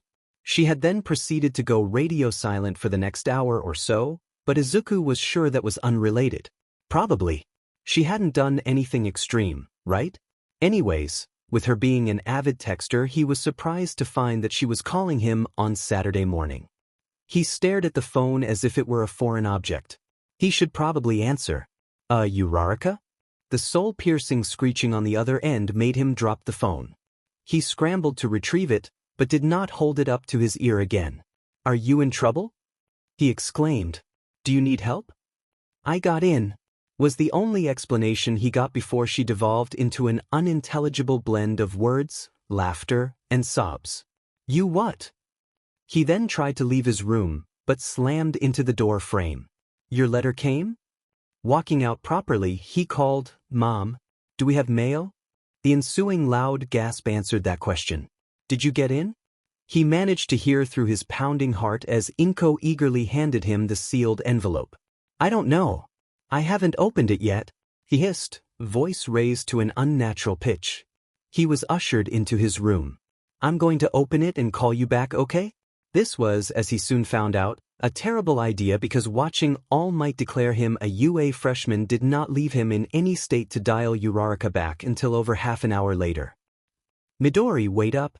Uraraka skipped her way up the stairs, meeting him right outside the doors of their class building. He flushed at the nickname.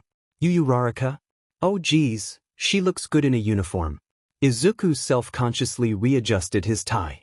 If he didn't know any better, he'd think Kutsahimo was still hanging around. But no, he was just terrible at tying ties. Let's head to class together, she suggested, as if Izuku would have just ignored her and gone ahead. Sure. You don't happen to have a map, do you? This place looks big. Nope. Regardless of their combined incorrect senses of direction, the duo found the large door to Class 1A with a few minutes to spare. Uraraka didn't hesitate to slide it wide open, striding in with a confidence Izuku could only hope to gain. I hope we're not in the same class as Kaken and that scary person, he thought, sidling in after her.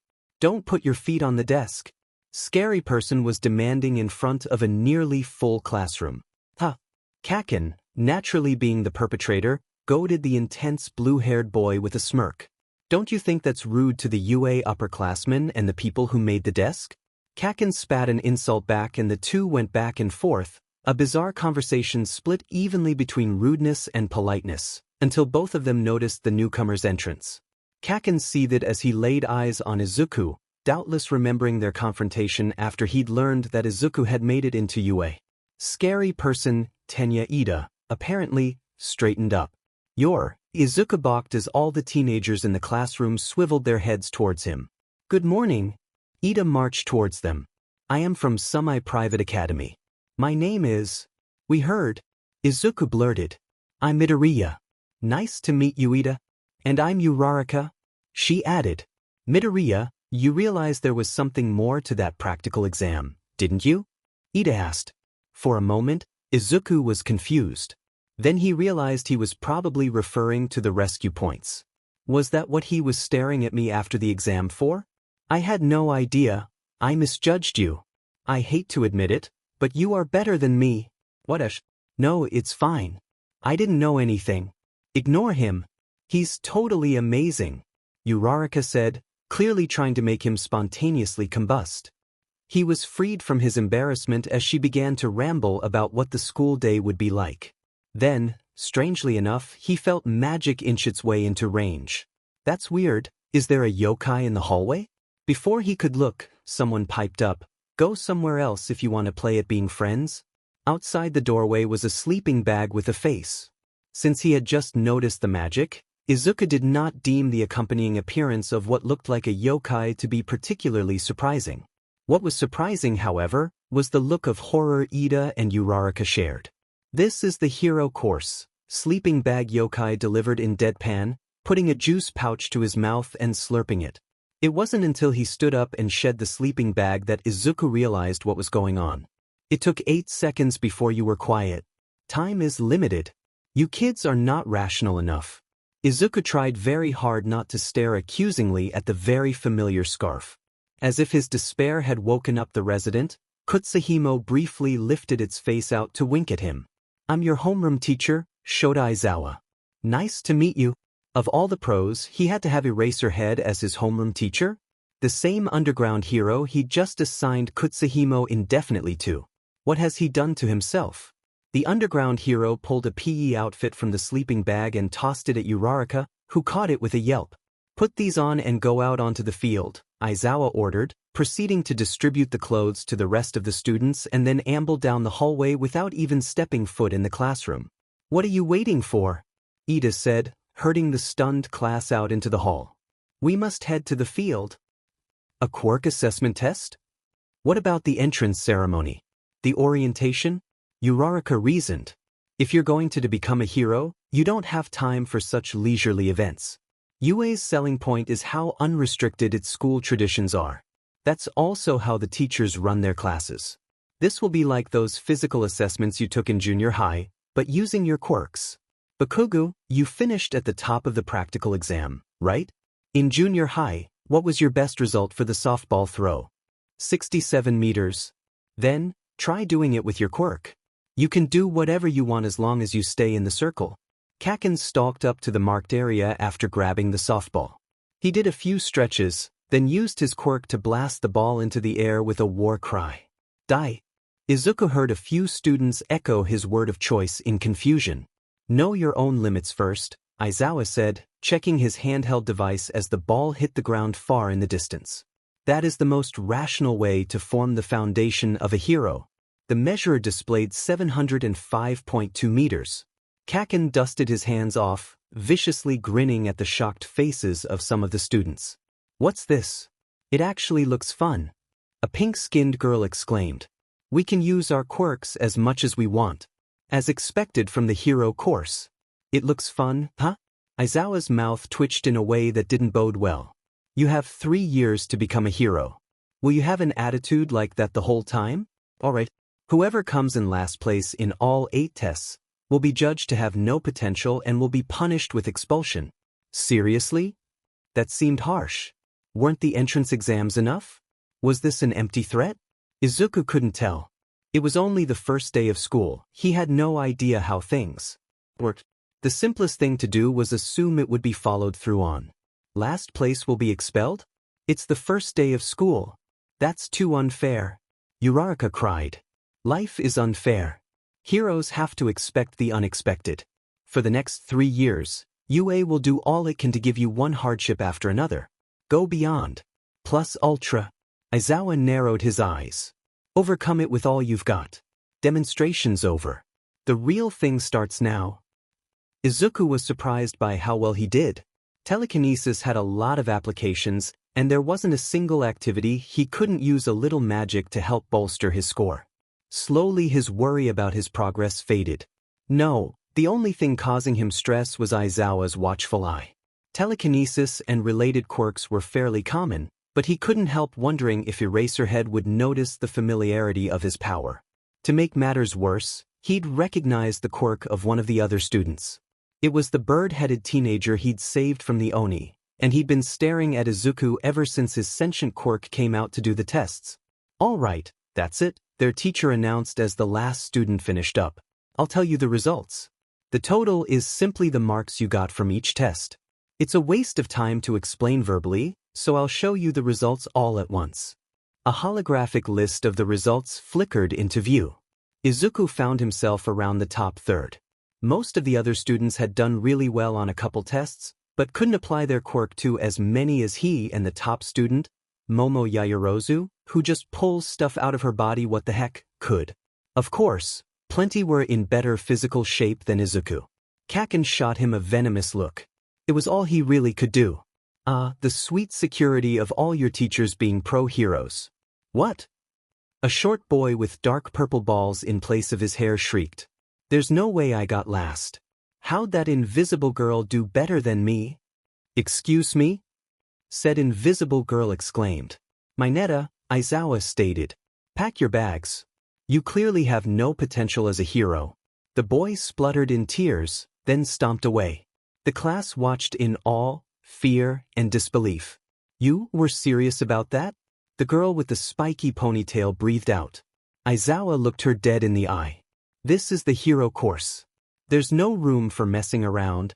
There was nothing the class could say to that. Well, we're done here, Eraserhead continued as if he hadn't just struck utter terror into the hearts of the remaining 19 students. There are handouts with the curriculum and such in the classroom, so when you get back, look over them. Izuku let out a tentative sigh of relief. This was going to be just as hard as he thought it would be. The boy with the shadow quirk intercepted him outside school at the end of classes. I believe we have met before, he said bluntly. Well, Izuku did still need to thank him. Yeah, I'm Izuku Midoriya. He rubbed the back of his head as they kept walking. They were surrounded by other students leaving the building, but nobody was close enough to overhear. Besides, it wasn't like they'd be able to tell what they were talking about. But how did you figure it out? Dark Shadow sensed magic when you entered the class this morning. Your hair is also recognizable. Oh, that's your quirk? So he can do more than see yokai? Izuku asked eagerly. Yes. The mutated teen seemed to hesitate. I am Fumikage Tokoyami. I have been looking to thank you since that night, but the spirits at the shrine refused to speak with Dark Shadow. Izuku snorted despite himself. You didn't bring an offering, did you? Well, don't worry about it. Yokai practically invented grudges, so they probably wouldn't have answered anyways. And, I actually wanted to thank you for helping me get away. It was the least I could do. Tokoyami fell silent again for a moment. I have never met anyone else able to detect those creatures. Is it part of your quirk, like mine? Oh no, I don't actually have. Midori. He twisted around and spotted Uraraka waving from some distance away. Who are you talking to?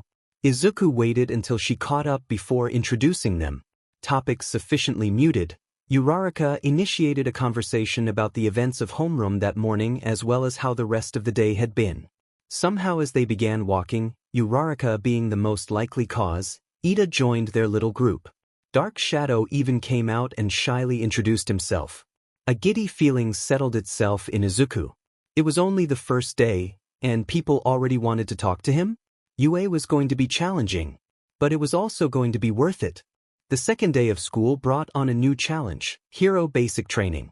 It was clearly on the backs of everyone's minds, although they were all still too much in awe of the rest of their classes for it to be the main topic of discussion. On his part, Izuku was surprised he lasted until lunchtime from the sheer anticipation of being taught by All Might, much less from reviewing the facts of every single pro hero he could identify that he hadn't already noticed the day prior. That's the cook hero, lunch rush. Izuku gushed as Uraraka literally dragged him over to a table that it seemed she and Ida had claimed. He's a master in the culinary arts, and not just because of his quirk. I can't believe I didn't see him yesterday, although he's probably in the kitchen most of the time. Where's Tokoyami? Uraraka asked, glancing around. Isn't he your friend? I don't know, I've only known him for a day, Izuku said. People aren't usually friends that fast, are they? I was your friend after only a day, remember? And Ida's our friend now, too, Uraraka said matter-of-factly. Izuku had the feeling Uraraka was a special case, but did not comment. Ah, there he is. Tokoyami. Over here. Izuku just barely spotted Tokoyami through the crowd, nodding at Uraraka in response to her wave. He didn't move towards them. Oh, I guess he doesn't want to sit with us. Izuku was a little hurt at that prospect. No, silly, Uraraka said. I know what this is. Huh. He's a total introvert, just like you. But Izuku felt vaguely offended, for absolutely no reason. It was a true statement, after all. Uraraka laughed at his face. Don't worry, I'll get him. Uraraka, if he does not wish to, Ida tried, but the bubbly brunette had already unleashed herself upon the bird-headed teen. Ida's affronted expression was actually sort of scary, but not as scary as Uraraka's enthusiastic social skills. My apologies, Tokoyami said as he approached their table with his lunch. I did not realize you were inviting me to sit with you. It's okay, Izuku said. He then stuffed his face with some delicious rice in an effort not to be expected to say anything else. So, aren't you guys excited to see All Might next class? Uraraka squealed. Izuku immediately regretted his tactic and compensated by nodding his head vigorously. It will certainly be interesting, Tokoyami said. It is to be expected of UA that they hire the best of the best, but this is another level of prestige. Ida added. It will be a great honor to learn from the #1 hero. Izuku swallowed, took a breath, and said, All Might is just such a great hero. I think it's interesting how UA hired him, like, why is the greatest hero of all time taking on another job? He definitely doesn't need the money. It's true he hasn't been as active recently, so I don't think it will cut into his active hours and he'll totally be able to do both, but there has to be a reason for it, you know? To completely move his operations just to teach here, it can't be that he's preparing for retirement. He can probably continue on for at least another 5 years excluding anything drastic happening. Why did it feel like somebody was staring at him? Izuku blinked, glancing up from his half-finished plate. 3 pairs of eyes stared back. Oh, he blushed. Sorry, I was muttering, wasn't I? Totally, Uraraka said, but in a nice way. You really thought hard about that, didn't you? I can't imagine All Might retiring. Maybe he's doing someone a favor. He is a UA graduate. We don't know how long All Might will be teaching at UA, after all. It could just be a year or two. Right, I should have considered that, Izuku thought, nodding along. From what he'd seen of him in the news, UA's principal Nedzu seemed like the type to collect a lot of favors. Although, maybe Izuku was just projecting that based on the fact he looked like a yokai. And if you had the means to make it happen, well, who wouldn't want All Might teaching at their school? Ah, we should finish eating before the bell rings, Ida suggested. Right? Izuku squirmed in his seat, already able to feel All Might's presence. He usually had an easier time pinpointing the location of yokai when there was only one, but like most strong magical beings, the Anabi's aura was spread out in a radius. Really, his passive magic detection was so finicky that it was frustrating sometimes. I am coming through the door like a normal person. The effect was somewhat undercut by the Anabi floating through the door shortly beforehand, but it was still startling to see All Might burst into the classroom clad in his amazing Silver Age costume like he was making a grand entrance into a battle zone. Izuku practically vibrated out of his seat. Judging by the exclamations filling the room, his classmates were not faring much better. With All Might hearing that he would be a teacher this year, Sing was believing despite, or maybe because of, the conversation he and his classmates had earlier. I teach hero basic training, All Might announced, settling at the podium. It is a subject where you train in different ways to learn the basics of being a hero. You'll take the most units of this subject. Let's get right into it. This is what we'll do today, combat training. Here we go, Izuku thought. And to go with that are these. Costumes made based on your quirk registrations and requests you sent in before school started. After you change, gather in ground beta. Several wall panels sprung out, filled with bulky and numerically labeled containers. This sent the class into another round of excited muttering. Izuku was smiling so widely his face hurt. His costume was nothing fancy, but he was looking forward to fighting in clothes that were actually fighting material. Not to mention wearing them would probably make him feel like a hero already. Everyone went as fast as they could to the locker rooms. For the most part, Izuku doesn't think anyone so much as glanced at anybody else, so enamored they were with examining their completed costumes. Izuku felt pretty confident in his own, but that was mostly because he took no risks while designing it. And also because his mom reviewed it before he sent the design in. He tried consulting his father on it, but Hisashi had suggested using all of the Hoyo's traditional colors: red, yellow, green, black, and white. Yeah. Izuku was sure that an experienced designer could make such a bold color combination work, like how All Might's costumes do, but Izuku?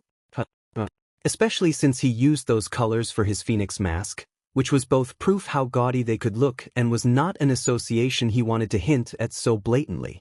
Subtlety was key. He'd chosen dark green for the outfit as a whole, although Inko had added some white accents. His shirt was a tight hoodie, something he longed for when he was out saving people from yokai but usually couldn't utilize because his mask had a few annoying feathers that always got caught in the hood fabric, and he had black gloves and shoes. He had a grinning mouthguard that may or may not have been inspired by All Might, but that was okay because Izuku added his own twist by making the teeth sharp. Every cool yokai mask had sharp teeth, except Izuku's just had a beak, so he was making up for that in his hero costume. Even if it did look a little spooky. Attached over his hoodie was a black harness, so he had something nice and lightweight to pull with his magic. Unfortunately, weapons don't come with the costumes, but he had places for any he might arm himself with, as well as a simple utility belt. Somehow, he was not the last one out of the locker room.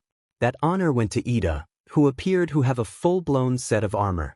Actually, it sort of reminded Izuku of a different hero outfit, but he couldn't quite remember which one. Maybe he'd look it up later. Ida caught up to Izuku right as they exited the tunnel. "Ah, Midoriya, that costume is certainly striking," he commented. "Although to be honest, I thought you would have something brighter." Izuku shrugged, smiling sheepishly. I'm planning to go into underground heroics, so I didn't want something that stands out too much. And your armor looks great too. It's very sleek." "Thank you." You two look awesome. Uraraka butted in from the crowd of gathered students, wearing a very flattering outfit herself. I'm sort of embarrassed. I didn't want mine to be skin-tight like this. Tokoyami's is awesome, too. He's like a vampire. She emphasized this by holding her arm up over her chin like she was pulling a cloak around herself. Very mysterious. Thank you, Uraraka, came Tokoyami's voice. The boy was indeed sporting a long black cloak hiding most of his body, and dark shadow. All the costumes are impressive, including yours. Now, it's time for combat training. All Might announced to the crowd. Sir, Ida thrust a hand into the air. This is a battle center from the entrance exam, so will we be conducting urban battles again? No, we're going to move ahead 2 steps. Most of the time, fighting villains takes place outside. But if you look at the total numbers, atrocious villains appear indoors at a higher rate. Imprisonment, house arrest, backroom deals. In this society filled with heroes, truly intelligent villains hide in the shadows. For this class, you'll be split into villains and heroes and fight 2-on-2 indoor battles. All Might, sir? The girl with the spiky ponytail, Yarozu Lust. We're an uneven number right now. How are we fighting 2-on-2 battles? I'm glad you asked. You're a recommendation student, aren't you? Would either you or Todoroki want to try this exercise without a teammate? For this test it doesn't matter so much that you do well, it is meant to be your first taste of combat, after all. I'll go alone, the red and white-haired boy offered without hesitation. Yaoyorozu, is this fine with you? All Might asked. She gave it a bit of thought but ultimately answered, yes, I'm okay with that.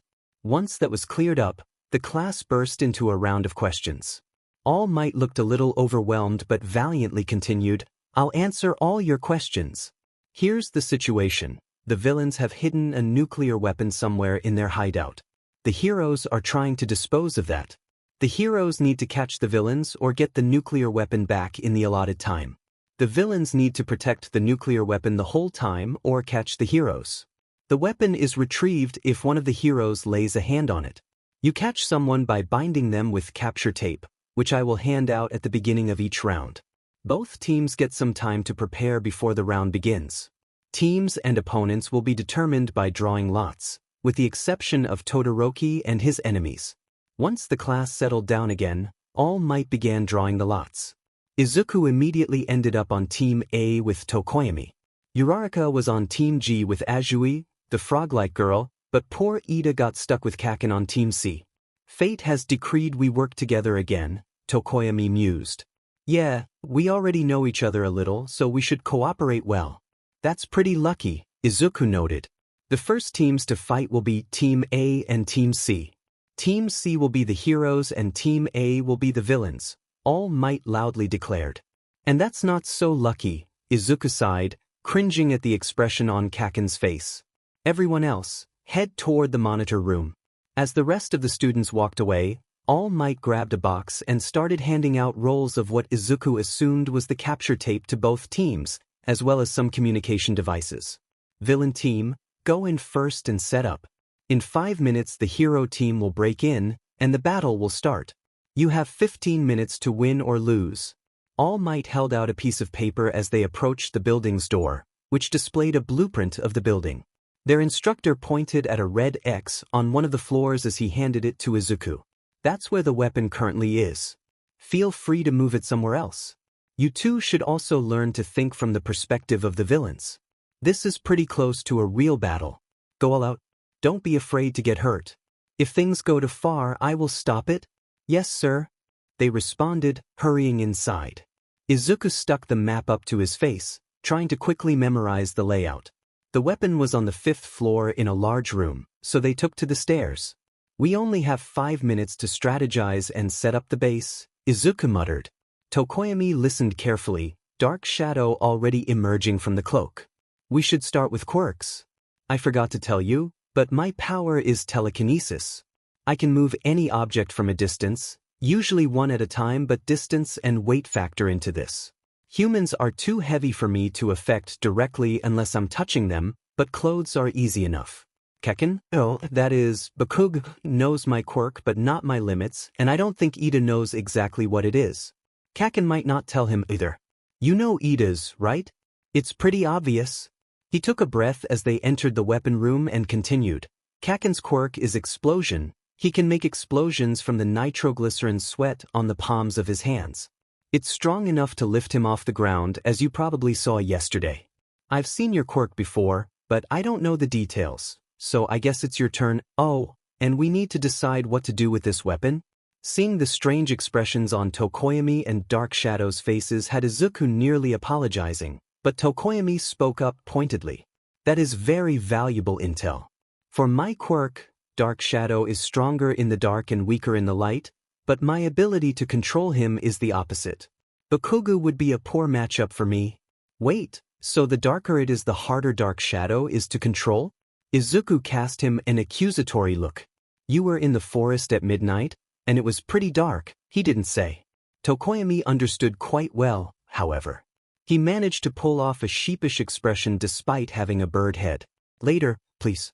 And as for the weapon, we want to keep it from their reach, but I do not see any way to do that in here aside from guarding it. You're right, those pillars are too far apart to wedge it between them near the ceiling, and it's too big to hide without being obvious. The 5 minutes are up. Let the hero training between teams A and C begin. Those 5 minutes were way too short. Kaken will go after me first, and Ida has an advantage in a big room like this. So Tokoyami, how about you intercept them on one of the lower floors and engage Ida? The 3rd or 4th floor are best. They're like a maze, and don't have much light. Kaken will probably blast ahead looking for me. It's a little risky, so if he doesn't leave just contact me and I'll lure him away. Sounds good to me, Tokoyami replied. As you wish, my lord. Dark Shadow saluted with a mischievous grin. But Tokoyami was already out the door. Moving on from that, Izuku wished they'd had more time to plan and move things around. One of the downsides of being the first to battle, he supposed. He could still suspend the weapon between the pillars if he used some of the rope laying around, but Kaken could easily reach that height with his explosions. The rope might help with something else. The device in his ear crackled to life. Bakugo is heading your way from the 4th floor. He did not see me, so I will wait here for Ida. Got it? As if on cue, a bellowed Deku could be heard from beyond the room's entrance. Izuku hid the surprisingly light weapon half-heartedly behind one of the pillars and turned to the doorway right as Kaken sprung in, explosions crackling. It was almost reflex for Izuku to fling the plank of wood leaning on that wall at Kaken's back, but the blonde didn't even glance at it as he threw a hand behind himself and blasted it to smithereens. Ida is here, Tokoyami reported. Engaging now. Kaken found me, Izuku replied. There it was. Kaken threw his right hook and Izuku ducked under it, grabbing, twisting, and tossing him to the ground. The rope on the floor snuck closer to Kaken as he forced Izuku away with an explosion in order to give himself time to stand up. It darted between his feet as he lunged forward, and the only thing that saved him from tripping was that he noticed Izuku looking down. Kaken blasted himself backward to regain his footing and snatched up the rope. Izuku attacked with the capture tape as he incinerated it, but took a face full of an explosion from Kaken's other hand. You think your cheap tricks are gonna cut it? Kaken snarled. You're just wasting time. He stood, his breath wavering behind the mouthguard. Kaken dove at him. Izuku pulled his feet out from under him, and as he again stabilized himself with his explosions, Izuku managed to land a punch on his jaw. It was hasty and weak. Izuku pushed harder with his attacks, jittering as he tried to tangle Kaken's limbs with the capture tape. He was blasted away by a particularly good hit and stumbled across the room, only staying upright with telekinetic assistance. He pulled the capture tape back into his hands but backed away further as Kaken approached and used a large chunk of magic to send a barrel flying from the side. His opponent leapt backward, deflecting the edge that would have clipped him with a larger blast.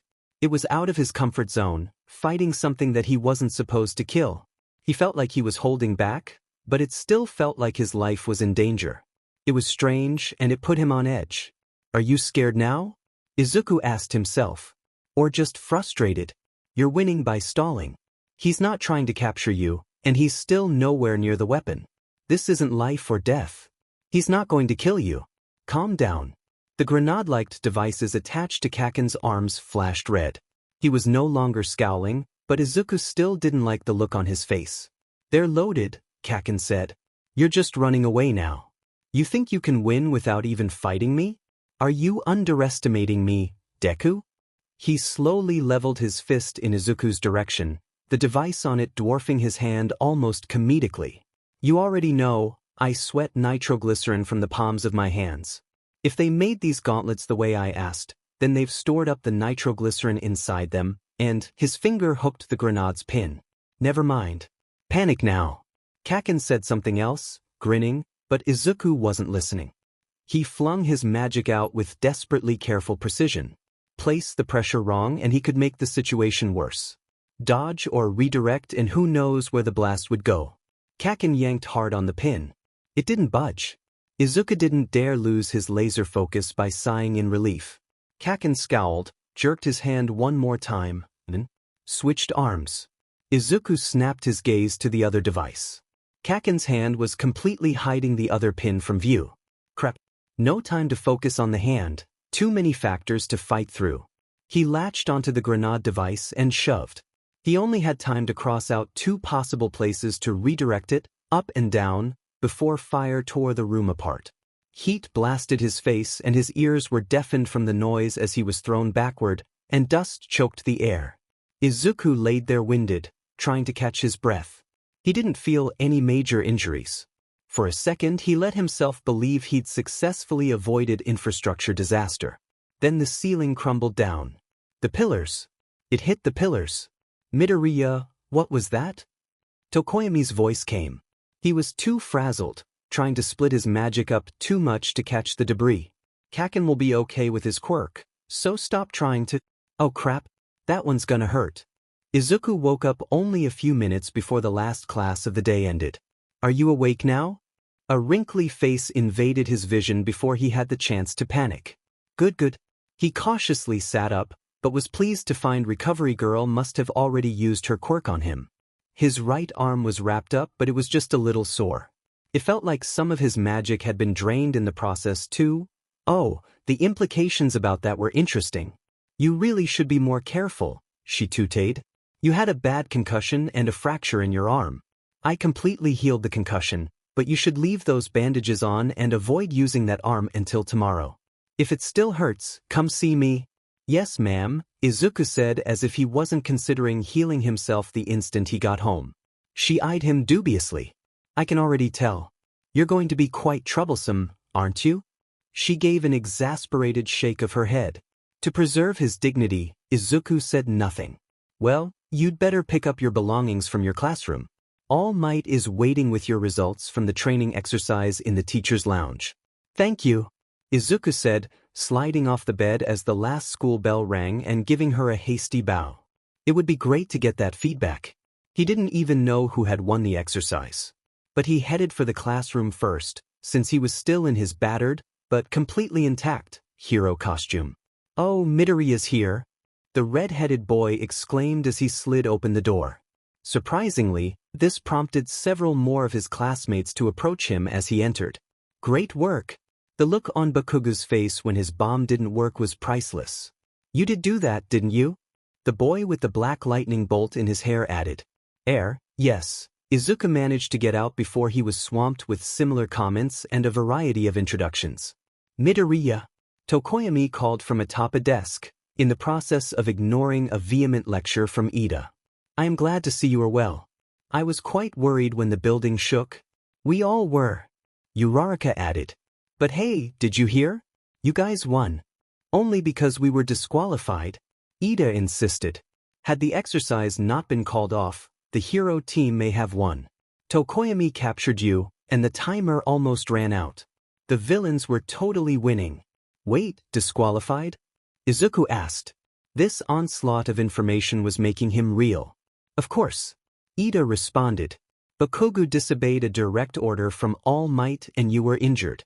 As a result, the exercise was called off and the hero team disqualified, meaning you and Tokoyami won by default." Speaking of, where is Kaken, anyways? He got sent home early after class. And he got chewed out by All Might and Yaoyorozu so bad during the review, Uraraka had an amused tilt to her lips. It really knocked him down a peg. Didn't All Might go over the results with you? He said, trying to process that Kakin had gotten in trouble for something. I need to meet with him in the teacher's lounge, actually. Reminded of his purpose for being in the classroom in the first place, he snatched up his bag. Oh, and Tokoyami. Maybe we should discuss that thing over the weekend. Thing? Uraraka echoed, looking dangerously interested.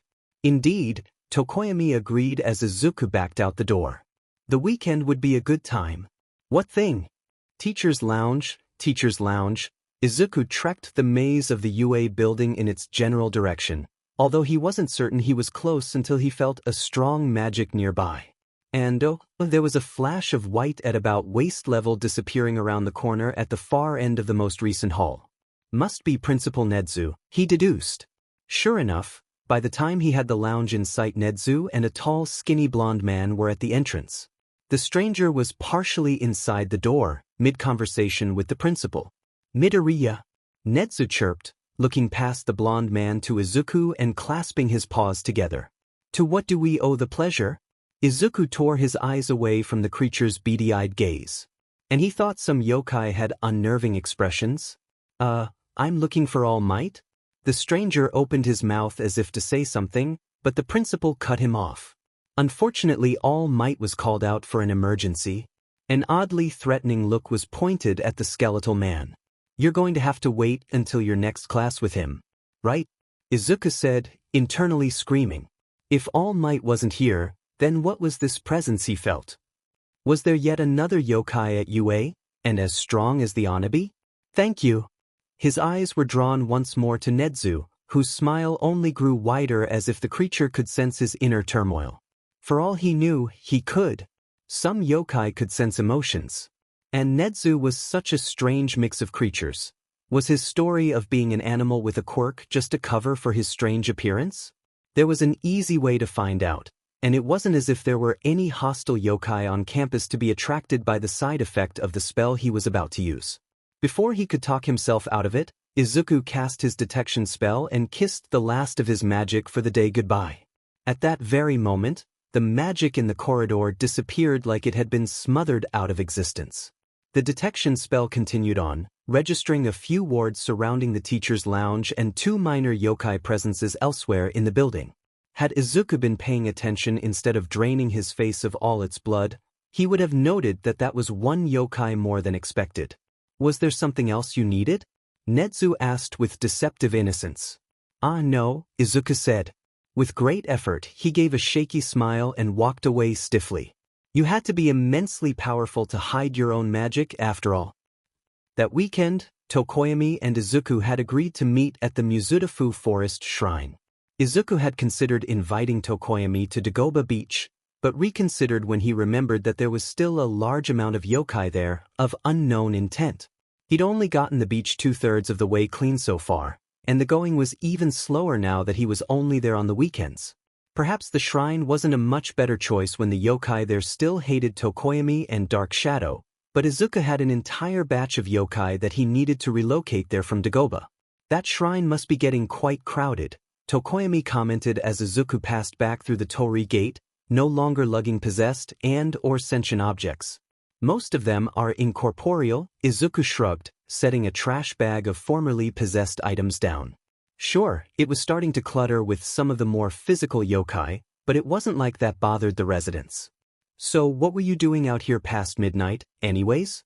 I was attempting to train my quirk, Tokoyami admitted. Dark Shadow nodded along. It was still early evening, so they had plenty of light, and therefore the quirk was out. I often enjoy the solitude of the forest at night on walks. I took advantage of the isolation to practice my control in anticipation of UA. There were no problems until that demon attacked me. Unfortunately, after that incident, my parents temporarily restricted me from coming out here. Even now, I am bound by a curfew. Izuku nodded sympathetically. You weren't hurt too badly, were you? Sometimes he couldn't save the victim of a yokai attack, and he knew there were a lot of attacks that he would never be aware of. He knew even just the victim being alive was something to be grateful for, but he couldn't help but feel guilty for injuries he couldn't prevent. No, the bird-headed teen paused. Do you know what type of creature attacked me? Oh yeah, Izuku said, Entering lecture mode. That was an Oni, a physical and malevolent yokai. They're smart enough that you can reason and make deals with them, but only when that caters to their bloodthirst. Some of them are also sorcerers, like the one that attacked you. They tend to stay away from civilization, though, so your encounter was some bad luck. Would you mind telling me how you know so much? Tokoyami asked. I believe Dark Shadow has figured it out, but he won't tell me. The quirk in question muffled a giggle. Well, my dad was a phoenix? He rubbed the back of his neck. The eastern kind, not the one that reincarnates. Although, you never know these days, he added in a mutter. So I have magic, and I can see mythical creatures. There's almost entirely yokai here in Japan, though. And Dark Shadow, what exactly did you find out? Judging by what he had called him during the training exercise, Izuku had a suspicion. I came across this delightful spirit the other day. Using your advice, I got them to tell me all about you. Or rather, the bird snickered, your father. He's the king of all birds. Which makes you the prince. That's an unofficial title, Izuku said with no small amount of exasperation. He's not royalty and neither am I. Please, don't call me that. He never thought that rumor would extend to him. The mythical creatures of Japan did not have a monarchy, or even any form of society. But some bird yokai could be such pranksters despite their respect for Hisashi, case in point. Magic? Tokoyami prodded. Yeah, I'm actually quirkless, so I just use my magic instead. I can also shapeshift, cast spells. Using it telekinetically was just more efficient to pass off as a quirk. Now that you actually know about yokai, I should tell you the general rules. If you come across another hostile one, magical fire or an iron weapon can destroy them. Although, iron only works on physical yokai. Salt is helpful too. How would I create magical fire? A spell, but I don't think you can do any with your type of magic. Sakaki wood will turn any fire fueled by it magical, though. He demonstrated by showing his pack of matches, although they were currently transformed into a wooden comb, so he quickly took the spell off. And fire quirks count too. Quirks are magic? You really think things like tape-dispensing elbows are an evolutionary development? They're human belief magic, so they don't usually affect regular magical creatures, but fire has purifying properties, so it works out. I still have many questions. Ask away. Tokoyami's curfew arrived unexpectedly quick, although Izuku could probably have talked with him for hours longer. He returned to Dagoba Beach with another phone number added to his growing list, so chances were he would keep talking to him. Well, actually, never mind. He wasn't going to work on Dagoba tonight. He should probably just go home. Good thing he hadn't left any of his stuff over there. Oh, emergency services was already here? He didn't need to call them, then. Mom? Izuku called as he entered the house. She was cleaning up the living room table, which had been set up for tea. Oh, did you have company over this late? Somebody forgot to check under the welcome mat, Inko said. You know how Ms. Isa gets. Her stories are endless. What? Izuku cried, momentarily forgetting his latest brush with disaster. I just put a fresh leaf under last week. She shouldn't be coming over without invitation. Well, I think the janitor came around early, Inko hummed. The rug was crooked and the flower pots were disturbed. Sloppy as usual. I'll put one out again, Izuku sighed. Don't worry about that. I took care of it. Were you going to say something else to me? Oh, right. Well, Dagoba Beach is on fire, so I'm not going back there for a while. He wasn't sure why she looked so alarmed at that news. He obviously wasn't hurt, and usually with these types of situations he actually ended up in the middle of them, which was clearly not the case. Maybe I can meet Tokoyami there sometime, if that cleared all the yokai out? Or, actually, he can just come over here, can't he? Izuku thought aloud. Teenagers do that all the time, don't they? Mom, are you okay? What's with that face? Monday of the second week of UA, a crowd of reporters blocked the front gate. I didn't even think about how the public would react to learning All Might is teaching at UA. Well, it was only a matter of time until they found out. Izuku didn't actually know when the public had learned, but he assumed that if it had been any time before the start of UA that the media would have swarmed the place during the first week of school. It may have dropped over the weekend, actually. If he'd checked the news for anything other than an explanation on the sudden beach fire, which had been attributed to vandalism but was more likely the outburst of a particularly annoyed or bored yokai, he might have had the foresight to come to school extra early. "Hey you!" Random reporter lady called out. To Izuku, who was struck with the sudden urge to research invisibility spells. Did those even exist? Maybe it was illusion spells he was thinking about. How are All Might's classes? It was fortunate Izuku found himself momentarily mute, because anything that came out of his mouth when under such attention was bound to be embarrassing. Excuse me, he eventually squeaked out, trying to shuffle past them. As he did so, he noticed yokai magic behind him. With a backwards glance he saw Aizawa drawing the reporter's interest, along with an irate Kutsahimo awake and glaring at the bustle. He watched with amusement as the yokai left the scarf in order to sweep through the closest crowd members, causing a few of them to shiver or drop what they were holding. Aizawa caught his gaze with a raised eyebrow. Izuku quickly hid his smile with a hand and darted inside. If Aizawa was already here, then it must be closer to the start of class than he thought. It wasn't suspicious that a student with a telekinesis quirk was near when people were inexplicably dropping things, right? Homeroom that day was an unexpectedly school-typical event. "Today you'll be choosing a class representative," Aizawa said. "I understand you've only known each other for a week. I don't care. Pick someone before homeroom is over." The class exploded, but eventually settled down under Ida's influence. It was quickly decided there would be a vote to decide who would take the position. Izuku considered how he felt about it. It would look good academically, but it was also a lot of responsibility. He couldn't handle that on top of school and the need to reserve his free time in anticipation of certain activities. Not to mention it probably involved a lot of public speaking. His mortal enemy. Yaoyorozu or Ida would be the best choices, wouldn't they? They were smart, reasonable, and very responsible people. He would go with Ida. Yaoyorozu didn't speak up often outside of class activities, so it seemed she was less confident or outspoken than Ida, who had proven his skill at corralling the class multiple times. Upon seeing the results of the vote, Izuku let out a noise akin to that of a dying porcupine. 3 votes? Why me? Clearly, 3 people in the room had their heads in the clouds. "I should have tried to coordinate votes," he grumbled, staring as venomously as possible at the obvious culprits. It had no effect. They were shameless. Kaken, as usual, attempted to spontaneously develop the power to kill with a single prolonged glare.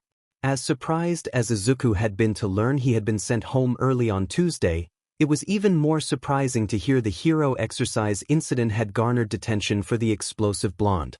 Something about a 3-strike policy? Nobody in class was privy to the details, but Kaken seemed irked by the whole thing. The class rep is Midoriya and the deputy class rep is Yaoyorozu, their teacher intoned. "It's time for lunch." While Izuku secretly plotted ways to get out of serving as class rep, the group briefly discussed Ida's heroic heritage. He knew that costume design was familiar, among other things. Like nicknames. "So Midori," Uraraka started. "Why does Bakugu call you Deku?" "Oh, it's just an insult. We grew up together. He doesn't like me very much." Ida sniffed in disapproval. Uraraka smiled, bright and cheery. "Oh, that's too bad. It sort of sounds like Dikairu. As in you can do it?" "Exactly," he thought. Not a bad take on that. And then a sudden, piercing alarm cut through the cafeteria din, startling the whole table. "There has been a level 3 security breach. All students please evacuate outdoors promptly." "What's a level 3 security breach?" Ida echoed. An upperclassman who had been sitting next to them replied as he stood up hurriedly, "It means someone is trespassing on school grounds. It hasn't happened the whole time I've been here." The entire cafeteria was rising from their seats in a panic. And Izuku had thought squeezing through the reporters that morning had been difficult. There was absolutely no room to move in the hallway that led out of the cafeteria. Where did Ida, Uraraka, and Tokoyami end up? He could have sworn they were right next to him a second ago. Izuku stumbled, slowing his breathing and trying to distract himself by glancing out the windows. He wasn't too worried, but the chaos of the evacuation was getting to him a little. Unexpectedly, he noticed the group of reporters from earlier was now within UA walls, pestering Aizawa and present Mike. He could faintly see Kutsahimo rise up and look around, not retaliating against them like last time. Actually, the yokai was leaving Aizawa entirely. Following somebody, or something. That was all Izuku could observe before Ida dramatically flew out of the crowd, caught everyone's attention, and calmed them down. Great job, Ida. Izuku praised breathlessly when they reunited in front of the classroom. This is why you should be class rep, you were so cool out there, and I did practically nothing. Ida spluttered at the compliment. Even more so when Izuku handed him the pair of glasses he had rescued from falling into the stampede. See? All I did was catch your glasses. Was that a pun? Uraraka laughed. What? No. Thank you for the compliment. But regardless of what you think, you are the class representative, Ida said. We cannot change what has already been decided. Just watch me, Izuku declared, inadvertently drawing another laugh from Uraraka. His bravado, although short-lasting, was still enough for him to grant Ida the class rep position despite the severe chattering of his teeth while at the podium in class. Today's hero basic training is going to have 3 instructors, All Might and me, as well as the rescue hero 13. You'll be going to an off-campus facility to do rescue training. Costumes are optional, so you should consider whether or not yours will hinder you in the circumstances of a natural disaster. Get ready, and then we'll take a bus to the facility. Since the previous and first practical exercise, some hero gear had changed. Kaken's was the most notable, still having gloves, but the large grenade portions of his gauntlets were gone. Izuku wasn't sure if that was a side effect of Kaken's punishment, or if his gauntlets had been damaged during the exercise, or both. Aside from that, Yaoyorozu had swapped the shelf on her belt for a more convenient book bag, and Izuku himself had stuffed some knives in his boots. He doubted he'd be using them much during rescue training though. Ida, apparently choosing to go decked out in his armor, blew a whistle to direct everyone inside the bus. Izuku ended up settled between Azui and Sato, and was watching everyone else find their seats when the kid with the odd rock-like mutation let out a screech, which was probably the first ever noise Izuku had heard come from him, and practically plowed Kaken over as he retreated to the back of the bus. Koda, Ida reprimanded harshly. Such conduct is... Spider! Kaminari interrupted, not quite as terrified as Koda but still unnecessarily alarmed. Izuku peered at the ground between the facing rows, finding an average-sized spider scuttling between the startled students' feet. It's not morning anymore, but I wonder if that's still considered good luck? Somebody kill it, Kaminari said, looking like he was considering doing it himself as it approached him. What? Izuku said. Wait, die. Kaken declared, promptly eliminating any salvation for the arachnid with a blast of his quirk. Class 1A stared at the instantly cremated spider in silence. There was the distinct feeling that Aizawa was rolling his eyes at them from the front of the bus. Well, since it's not morning, it probably wasn't bad luck to kill it, Izuku hoped as Ida commanded the class to finish boarding. After the bus started to move, a conversation about quirks and popularity cropped up, courtesy of Azui. Somehow, it was widely agreed that Kaken's sour attitude was detrimental to his image and that Todoroki would have better luck because despite his unapproachable air he wasn't hostile. Izuku surprised everyone with his declaration of wanting to be underground. I'm not good with public speaking, Izuku said, while secretly going over all the reasons having cameras on him would be a bad idea. But you're right. My quirk's good for both combat and rescue, so I probably won't be completely underground. Since most of the class was aiming for spotlight heroism, Aizawa cut off the conversation with the announcement that they'd arrived, and they met the space hero, 13, outside the impressive dome structure of USJ. After a quick introduction, they headed in. The rescue hero started by pointing out the various zones, but was briefly distracted by Aizawa. Izuku couldn't quite hear what they discussed, but he thought it might have something to do with the fact that All Might wasn't present. That didn't seem to bother the teachers though, as 13 continued on with a speech on the use of quirks. You do not have powers so you can harm others. I hope you leave here with the understanding that you have powers in order to help others. That is all. Thank you for listening, 13 finished up. Right as the pro stopped speaking, it felt like a veil had fallen over the building. It wasn't quite magic, more like a foreboding feeling. From the corner of his eye, Izuku saw Kutsahimo drowsily lift its face from its host. They traded a look. "So you feel that too?" And then everyone else caught on as the lights began to flicker. From the clearing where the fountain was, a dark viscous sensation bubbled up into existence in unison with a visible rift in reality. Now that was magic. It felt an awful lot like the Oni had, except less like rotten eggs and more like death. Figures, people, immediately spilled out from the portal. This, Izuku knew with certainty, was not part of rescue training. He hardly needed to see the look on Aizawa's face to figure that out. And since it wasn't planned for, it was an attack. He wasn't sure what his class was seeing, but he assumed the imposters weren't all yokai. There was no way such a large group would be working together. This was an organized villain attack plus magic. Which was bad. Gather together and don't move. 13. Protect the students, Aizawa bit out. As more villains fanned out of the portal, a few of his classmates stepped forward cautiously, but were immediately stopped by Aizawa. "Don't get any closer. Those are villains." Dark Shadow had slipped out from Tokoyami's cloak, looking to Izuku as if asking if that was what was really happening, only to receive a helpless shrug in reply. The rest of the class burst into murmurs as the teachers speculated on the possibility of an electricity quirk messing with the security system.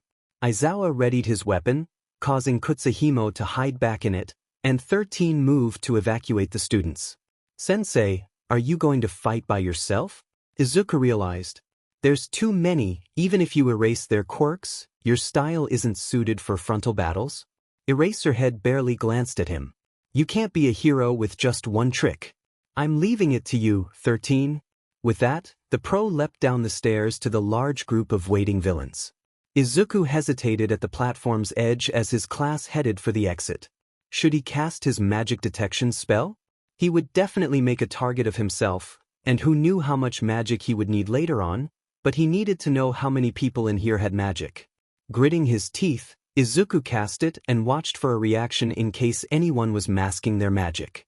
Immediately, the portal villain's bright yellow eyes narrowed in his direction.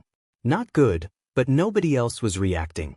He sensed Dark Shadow's human magic first, and then the radius reached Kutsahimo, then the mist villain. The dark magic lingered on him and was, apparently, layered over top a quirk. The combination of Izuku sensing the human magic, just like how Dark Shadow's magic was easily detectable, combined with the villain's reaction made him sure the villain was magic-aware, but not sure if he more than a quirk. It felt more like he was under a spell, and there was only one other, affected by the same sickly magic. It was that beaked, humanoid creature. It had multiple quirks. There was no way someone could have multiple quirks and still be alive. That was simply too much magic for the human body, no matter the mutation. But magic that felt like death? Too many quirks for a living person? This was necromancy. "Hurry up and take shelter," Ida called to him. Izuku looked away and rushed after his friend. Wait, how did he detect the warp villain first? The beaked one should have been closer. The portal completing its formation ahead of the class answered that question. "I won't let you," the villain said as he blocked their way, eyes lingering only briefly on Izuku before sweeping over the rest of the group. "Nice to meet you. We are the League of Villains. It may be presumptuous of us, but we have invited ourselves into the home of the heroes, UA High School, in order to have All Might, the symbol of peace, take his last breath. I believe All Might should have been here. Has there been some kind of change?" Class 1A was not particularly inclined to answer him. "Well, that is neither here nor there. This is the part 1M to play." Kirishima and Kaken didn't let another word come out of his misty face before springing at him ahead of 13. An explosion rang out, obscuring the villain with smoke. "Oh dear, that's dangerous." The mist of the villain retreated from where it had risen to meet the attacking students. "That's right. Even if you are students, you are excellent golden eggs. No. Move away, you two," 13 commanded. "My job is to scatter you all and torture you to death." The villain's cloud of deep purple surged forward before 13 could use her quirk. Izuku braced himself against the whirlwind of energy, no longer able to see any of his classmates. He reached for his knives, only for the environment to suddenly shift around him. He dropped a short distance from the air into a stiflingly hot atmosphere. All around him, fire crackled. The conflagration zone. Izuku pulled his mouthguard and hood up to help with the smoke and grabbed one of his knives as he assessed the street he was in. There was a haze in the air from the fires, but it wasn't as bad as could have been. None of his classmates, or anybody for that matter, were in sight. Okay, a fair play for the portal villain to isolate the only known magic user. Would he be coming to deal with Izuku once the rest of the class was dropped off? A one-on-one fight would be convenient, if only so that nobody saw something they weren't meant to see. 3 people who looked very much like thugs rounded the corner of one of the buildings. There's one. A man with mummy-like bandages over his face and torso shouted. He was accompanied by 2 other men with weapons in hand, one with a club and the other with 2 daggers. A 3-on-1 fight. Izuku was willing to bet that at least one of them would have a fire-based quirk. The warp villain probably didn't know if he was full yokai or not, but had sent him here to be safe. Thankfully, Izuku was only as flammable as the average human. Double Dagger rushed at him first, knives poised to slash. Behind him, Bandage Face was drawing the fire from his surroundings into his hands, knew it, and Club Guy was just standing there menacingly. Izuku yanked a knife out of Double Dagger's hands, throwing it through the glass of a 3rd-story window. When the criminal paused in surprise, he promptly did the same to the other knife, although he had to twist it around a little to get his grip relent. Seriously? The criminal cried, and then Bandage Face was hurling a ball of fire at Izuku as Club Guy approached with bulked-up muscles and club at the ready. This was a very familiar situation. But this club was far lighter than the Oni's. A quick tug on the weapon, which the villain was clutching rather desperately, and Izuku no longer had to dodge a fireball. Club Guy might need some burn cream, though. He was also the only one out for the count, so the other 2 tried to rush him again. Izuku dodged a punch from Double Dagger while tucking his knife in a way, snatched the club off the ground, then spun around and clout Bandage Face's head. The club was made of rock, so the thug went down pretty hard. Hopefully he wasn't dead, but Izuku really shouldn't be worrying about that right now. Double Dagger was gaping and weaponless, so it was easier than it should have been to knock him out as well. Izuku dropped the club and stared at the trio of unconscious criminals. Huh, he said, a bit nonplussed. I really thought my first time facing villains would be harder than this. A clamor from around the corner the thugs had come from meant Izuku had to think fast. He slipped into one of the nearby buildings and peered through the window to see a group of 6 or so criminals enter the street. They spotted their unconscious friends and approached, so he slunk deeper into the building, completely out of sight in the hallways. Conveniently enough, there was a back door.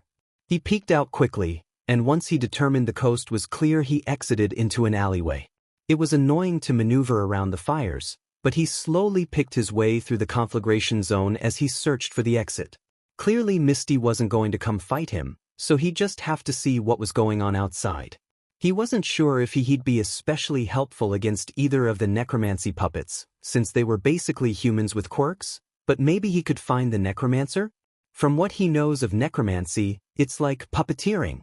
A dead body, the puppet, is revived and controlled by a magical connection, the strings, attached to the necromancer. If the necromancer dies or ends the spell, the strings are cut and the puppets will go back to being corpses. In the case of Misty, Izuku assumed some strings had been cut in order to let him have sentience and free will. Presumably, he'd die when the necromancer did. He would also have to see if the beaked creature was the same or if it was a normal necromancy puppet. Of course, there was no guarantee the necromancer was even in the building. Izuku hadn't sensed anyone else with magic, after all. Oh, there was a villain guarding the exit. He sort of wished he had kept the club with him. Well, an iron club would be a little heavy, but Izuku could pull it off.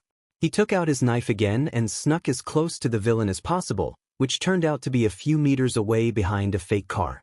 With a deep breath, Izuku vaulted over at her. She startled badly, bringing up earthen fists to block his swipe. He let his lunge fall short and pulled her feet backwards, sending her face first to the ground, then brought the knife over her head and cast a transformation spell on it. The sudden weight bludgeoned the top of her head, but it shouldn't have been dangerously forceful. Ideally, she would just have a nasty concussion. Swiftly he restored his knife, stepped over her crumpled form, and tried the door. Unlocked. It was surprisingly calm in the immediate area outside of the zone. Izuku tugged down his hood and mouthguard, eager for some fresh air. He could see Aizawa still fighting villains in the central plaza, and far in the distance by the exit was a hint of Misty's dark form, but none of the action was near him. The closest zone was the flood zone, where quite a few figures dotted the water around the mountain and waterslide portion. The boat that had been in the lake previously was now sinking in pieces. If he squinted, he could barely make out two smaller figures on the mountain. Hopefully, those were his classmates staying safe. He definitely wouldn't be able to help with that situation, so he turned his attention to the central area. The beaked puppet was there, and even if he couldn't find the necromancer, he could help his teacher by tripping up the villains. Decision made, Izuku moved to keep the fountain plaza between him and Aizawa's fight, which was gradually moving from the entrance stairs closer to the flood zone. Aside from the plaza, the only cover was the flood zone, and Izuku didn't want any of the villains in there to sneak up on him, so he crossed closer to the landslide zone and climbed up the stairs of the plaza out of sight. On it, he crouched behind one of the trees to watch Aizawa take on the slowly dwindling group of criminals. He was clearly tired but still holding his own against the inexperienced villains. Izuku wondered how the villains had planned on taking All Might down if they relied more on numbers than strength or skill. There were a multitude of public fights where All Might demonstrated he could easily take out a large group. None of those had been as large as the one that had warped into USJ, but the villains had split up to deal with the dispersed students, which had obviously been part of their plan. The size of the group Aizawa was fighting wouldn't be much of a match against All Might. It was just a distraction for Eraserhead. Misty was probably a more dangerous villain, and he was facing 13 by himself. Who did that leave to kill All Might? The other necromancy puppet, which was why it had multiple quirks. It was sitting out the fight against Eraserhead, towering silently beside a skinny blue-haired man covered in. Were those severed hands? Were those real? Eraserhead paused after flinging away another thug, catching his breath. Facepalm broke from his position to charge at him. Izuku thought he heard the villain whisper something, but it wasn't clear. The underground pro quickly retaliated with his capture weapon, only for Facepalm to catch the approaching end without slowing down. Izuku kept an eye on the hovering criminals and particularly the beaked creature, but didn't dare touch the fight Eraserhead was currently in. Once he was close enough, Facepalm began reaching for Eraserhead's face with his bare hand. A 5-point activation quirk like Uraraka's, or one relying on skin contact. 17. Eraserhead twisted his scarf to throw the villain off balance, then elbowed him in the guts. His hair flopped down, which probably wasn't a good sign so close to a villain with a contact quirk. It meant a race wasn't active, didn't it? It's hard to see because you keep moving around. Facepalm started, shifting enough for Izuku to realize he had a tight grip on Eraserhead's elbow. But there's a moment when your hair falls. That's when you've finished an action. Eraserhead flinched and Izuku leaned forward in worry, trying to see what was happening. The time between has gotten shorter and shorter. Don't push yourself, Eraserhead. The capture weapon suddenly convulsed, tearing Facepalm's hand away as Eraserhead gave the villain a bodily shove, hair floating once more. His elbow was cracked with the muscle showing through. Some sort of destruction quirk. Then, as Eraserhead backed away, a few thugs leapt at him. Thinking quickly, Izuku tripped the one closest to himself into the ground and Eraserhead punted the other two away with his capture weapon. As more of the lowlifes swarmed his teacher, Facepalm fell back. "You're so cool, you're so cool," the villain exclaimed, sounding more than a little unhinged. "But hero," he made gesture with his hand. Izuku couldn't even blink before the puppet was looming over Aizawa. He had to clutch onto the tree to stop himself from leaping forward and blowing his cover. "I'm not the last boss." What happened next was something Izuku could not have prevented, but desperately wished he did. Bodies with human magic were difficult enough to grab with his telekinesis. Looking back, with the creature's enhanced strength and the decent distance between them, there was no way he could have held it back. That didn't stop Izuku from hating himself in that moment when the puppet's grotesque hand passed right through his grip and smashed Aizawa's skull into the concrete. Izuku managed to cover only his mouth for the motion that ruptured his teacher's arm, despite how much he wanted to cover his eyes. An unholy shrieking rose up, the capture weapon writhing under Aizawa's body. The monster and villain were unaffected, one mindless and one either uncaring or oblivious. Kutsahimo's attempts to yank the puppet's feet out from under itself were fruitless, and when the puppet stopped, the capture weapon went eerily still. "I'll tell you, Eraserhead." There was an invisible grin in the villain's voice. "He's the anti-symbol of peace, the specially crafted Nomu. You can erase quirks. That's wonderful, but it's nothing impressive. In the face of overwhelming power, you might as well be quirkless." To Izuku's surprise and brief hope, Aizawa managed to lift his head up and use his quirk on the Nomu. That hope quickly faded when the puppet ground his arm into the ground hard enough to crack the concrete, before viciously doing the same to his head. This time Aizawa stayed down. The new silence was broken by the appearance of the warp villain. "Tamura Shigaraki," Misty addressed. "Kurogyri, did you kill 13? The newly dubbed Shigaraki asked. "I put 13 out of action, but there were students that I was unable to disperse, and one of them was able to run away." Shigaraki began to scratch at his neck in agitation.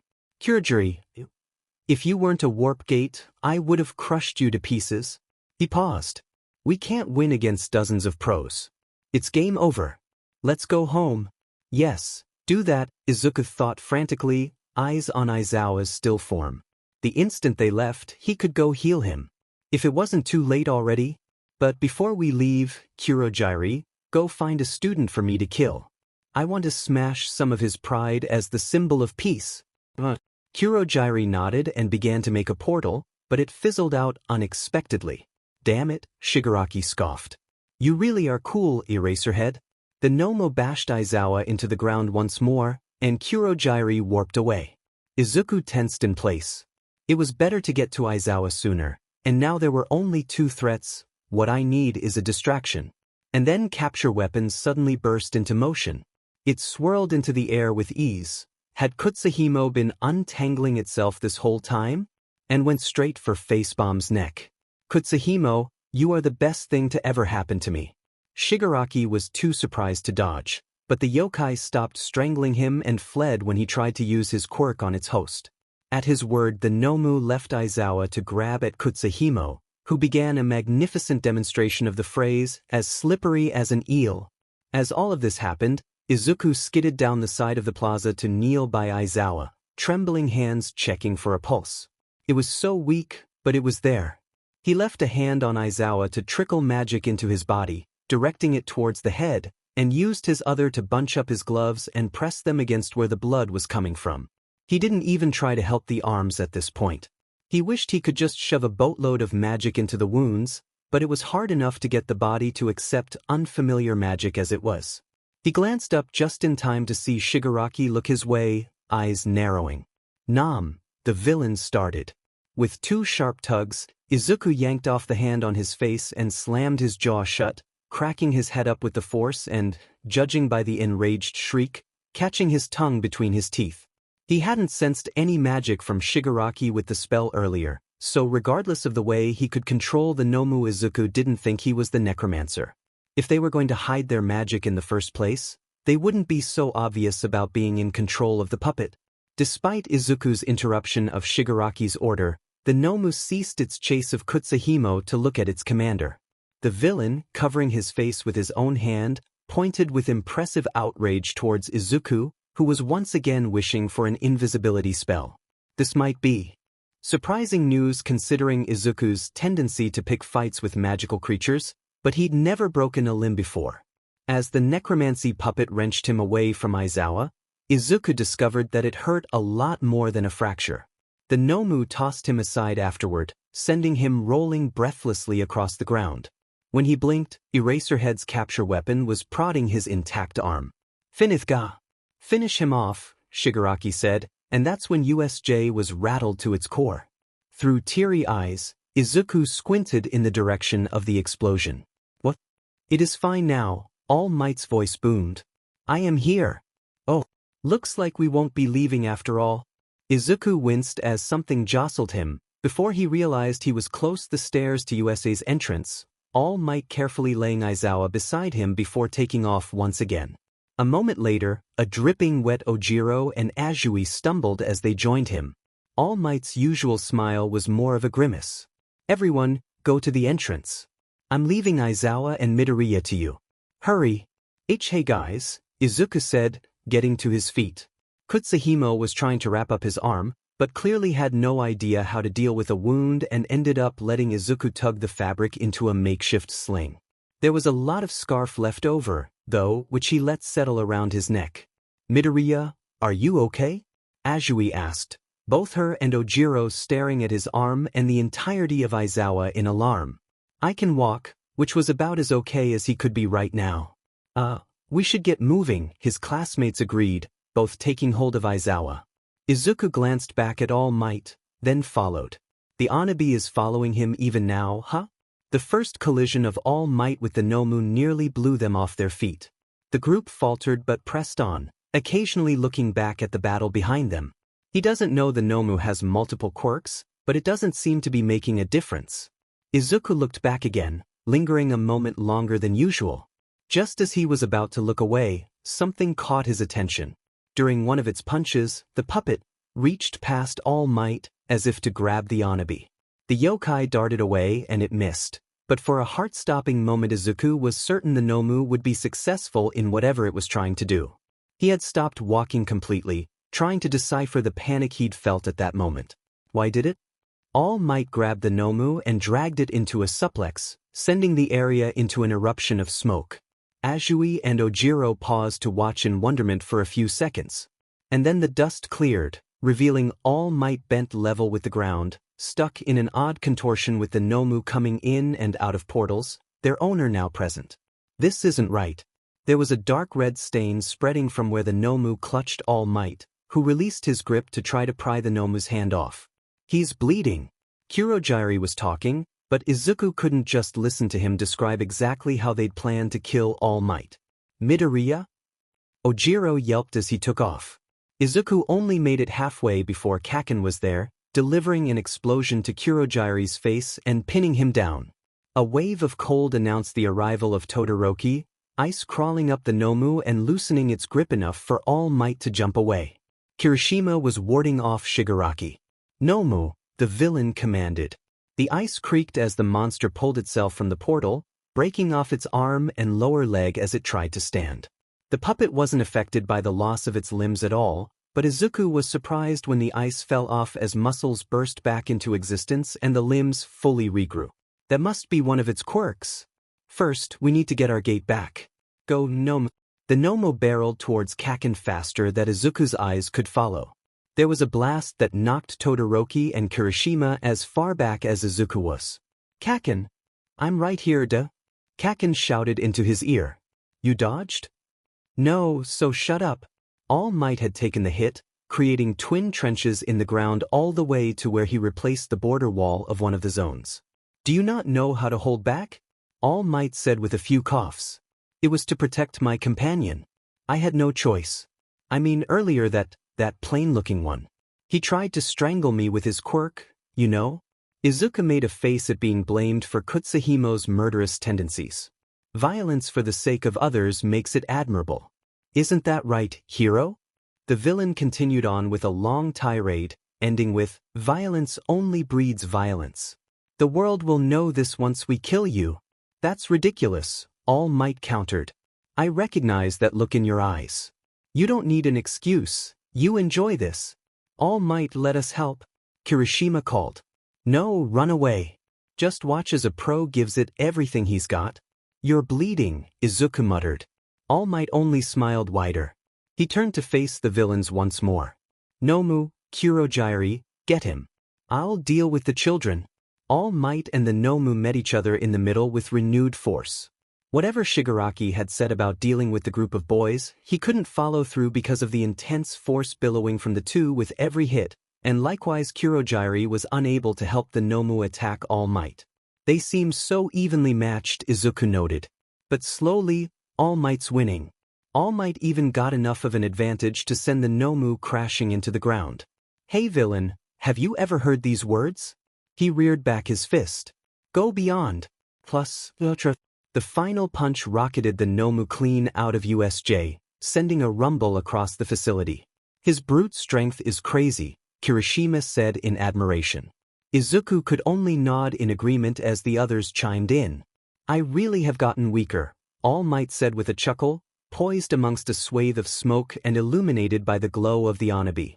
In my prime, 5 hits would have been enough. But that took me more than 300 hits. He settled back. Now villains, I'm sure we'd all like to end this as soon as possible. At this, Shigaraki devolved into more muttering and anxious scratching. What's wrong? You're not coming? You were dead set on killing me earlier. Come and get me. The alarm bells that rung in his head at that statement brought Izuku out of his awe. First he'd been bleeding, and now he was trying to goad the villains? Why didn't he just press the advantage he had? Is he bluffing? As Shigaraki backed away, All Might taunted him again. And then the Anabi flashed. For just a moment, its light spiked drastically before snapping back to its original glow. A brief surge of magic practically smacked Izuku in the face at the same time. Tamura Shigaraki. Kurogyri immediately said, eyes narrowed at All Might, or rather, the Anabi. The rest of what he said was too hushed to be audible, but from the way Shigaraki perked up it didn't mean anything good for All Might.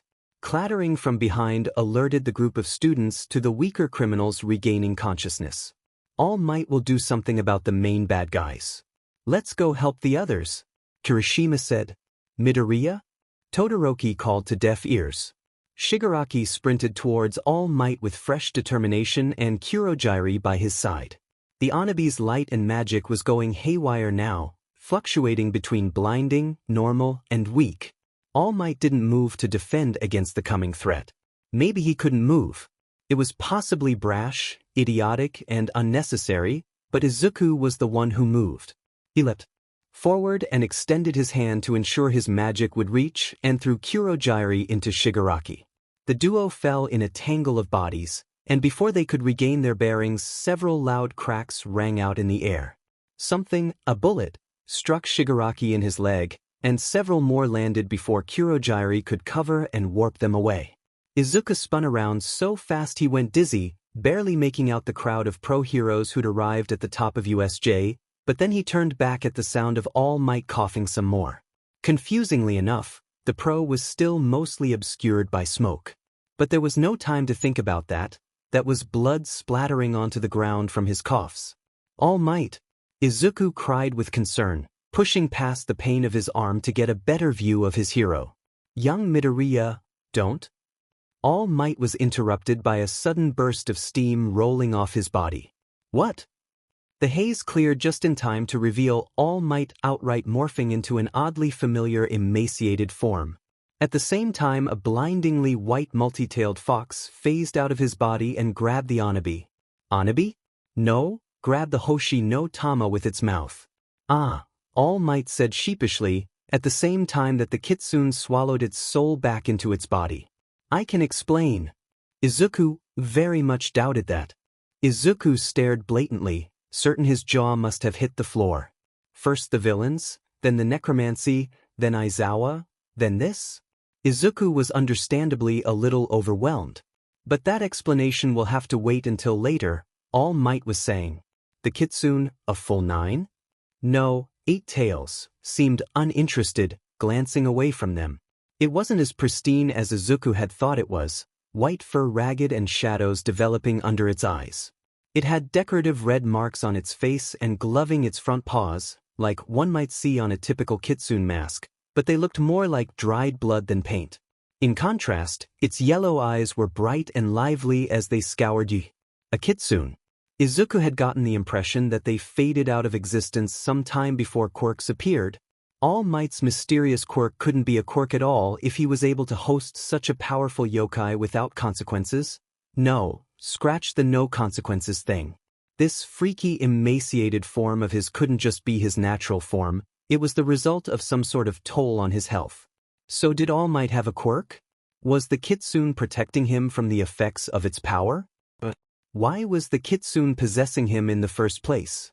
It was like it was lending All Might its power, but since he was unaware of magic it couldn't possibly be getting anything in return for this. There were just so many questions that Izuku didn't know which ones to try to answer first. And All Might was right. Now was hardly the time or place to get those questions answered. Midoriya! Someone yelled. Izuku was still gaping at All Might, but they both looked over to see Kirishima swiftly approaching. Are you okay? Izuku broke out of his trance when he realized that All Might was not exactly himself at the moment. They glanced at each other in panic and then frantically tried to assuage Kirishima's worries before he could get any closer. Cementos blocked his classmate's path with a strategically placed wall and redirected him towards the gate. Let's sneak you to the nurse's office, All Might, Cementos said, waving Izuku forward as well. If the pro-hero was surprised to see Izuku had witnessed All Might's alternate form, he didn't show it. Izuku kept pace with All Might as they walked and noted that the kitsune had chosen to keep its host between it and himself. It briefly met his eyes as he looked, expression unreadable. He tore his gaze away. Is Aizawa-sensei okay? He asked Cementos, who not so discreetly glanced at the blood-soaked, Kutsuhimo, and Aizawa. Capture weapon looped around his broken arm before answering. Recovery girl is with him. He was badly hurt, but he will recover. It seems his wounds look worse than they actually are. Good. Izuku let out a sigh of relief. His magic had helped a little. Kutsuhimo's eyes leered out of the wrinkles in the capture weapon for a moment, but the yokai didn't say a word. You seem a little banged up yourself. Does your arm hurt? Oh, it's probably broken. The pain was rushing back now that he thought about it, and he winced. Both teachers ogled him for a second. It's broken? And you're just... Cementos trailed off with a shake of his head. Belatedly, Izuku realized most people weren't used to his, quite literally, magically high pain tolerance. The rest of the trip to the nurse's office was spent in silence, although Izuku kept glancing at All Might and the kitsune. Once there, they were left to wait for Recovery Girl to finish treating Aizawa. Cementos had looked tempted to try to treat Izuku's arm himself, but apparently deemed his makeshift sling good enough for the moment. He did, however, pointedly get out a bottle of painkillers for the two patients before he left to help deal with incident cleanup. Looks like now is the perfect time for explanations. All Might said cheerily as they settled onto the beds. The kitsune sat down by the foot of All Might's bed, looking like it was torn between keeping an eye on Izuku and pretending to ignore him. You see, the world views me as indestructible. But there was a fight 6 years ago, and during that fight I got injured. Got a nasty scar. He gestured tiredly to where blood glued his ragged shirt to his chest. Lost my stomach, half of my respiratory organs. These days I can't do hero work for more than 3 hours before my quirk strains my body too much. That was a lot. But also, what about the shape-shifting? Izuku asked, glancing at the kitsune. Is that part of your quirk? Shape-shifting? All Might laughed as if the notion was ridiculous. No, that's just me flexing my muscles. No, that was very clearly shape-shifting, Izuku didn't say. He started in surprise a moment later when he registered a movement from All Might's companion. The kitsune had just rolled its eyes. At All Might. What? Right? Izuku said. But, sure. Ignore the magical fox. At that moment Recovery Girl bustled in, a whirlwind of movement as she simultaneously checked them over and scolded All Might. Her reprimands continued even after they'd been treated, and the number one hero looked more than a little embarrassed to be spoken to like a naughty child in front of Izuku. Neither adult appeared to mind the awkward silence emanating from him, probably because they thought he was processing. Which he was. Kutsuhimo, that is, Aizawa's scarf, disappeared at some point during his treatment and Izuku could only hope it had been returned to his teacher rather than thrown away. With the yokai gone, however, Izuku could properly sense the kitsune's magic, which had depleted to be so weak that even Kutsuhimo had drowned out its signature. Though the fox's physical appearance was not nearly as downtrodden as that of its host, its energy level was clearly in bad shape. At some point a detective stopped by to ask All Might some questions about the attack, but decided to postpone upon seeing Izuku and left shortly after. He wasn't sure why, considering All Might's secret, at least regarding his different forms, had very clearly been revealed to him, but he supposed the superhero might have other secrets Izuku wasn't privy to. What exactly was going on with his quirk, for example? No sooner had Detective Tsukachi left than a yokai burst into the room from the floor, blaring an unholy screeching noise. Both Izuku and the kitsune practically jumped out of their seats at the sudden intrusion. It was a very clunky and old-fashioned phone, flapping lopsidedly in place with 3 feathery wings and a curly wire cord dangling from it like a tail. With each consecutive rattle, the horrific tone grew louder and the phone Kai prodded at Izuku. "Is something wrong?" All Might asked, both of the adults having glanced over at Izuku in concern. "Shut that thing up," the kitsune snarled in a decidedly feminine voice. "Nope," Izuku said. "I just need to use the bathroom. I'll be right back." He hopped off the bed and fled the room, Kai swooping after him. Recovery Girl let him go with a reminder to be careful of his cast, and then he quickly found the closest bathroom and locked himself in a stall. Kai bobbed in after him and let out the loudest ring yet. Wincing, he gently grabbed the yokai and held it up to his ear, hoping that was what it wanted. Hello. Izuku. R.I.P. eardrums. You're alive, Dad?" Izuku yelped. "What? How?" "I saw the news on the attack. Across time zones in America, somehow, but considering Hisashi was using a yokai to make a transoceanic phone call. Izuku should not be surprised. And I was worried. Are you okay?" "Yeah, just a little shaken." Good. I'll be there as soon as I can." "What?"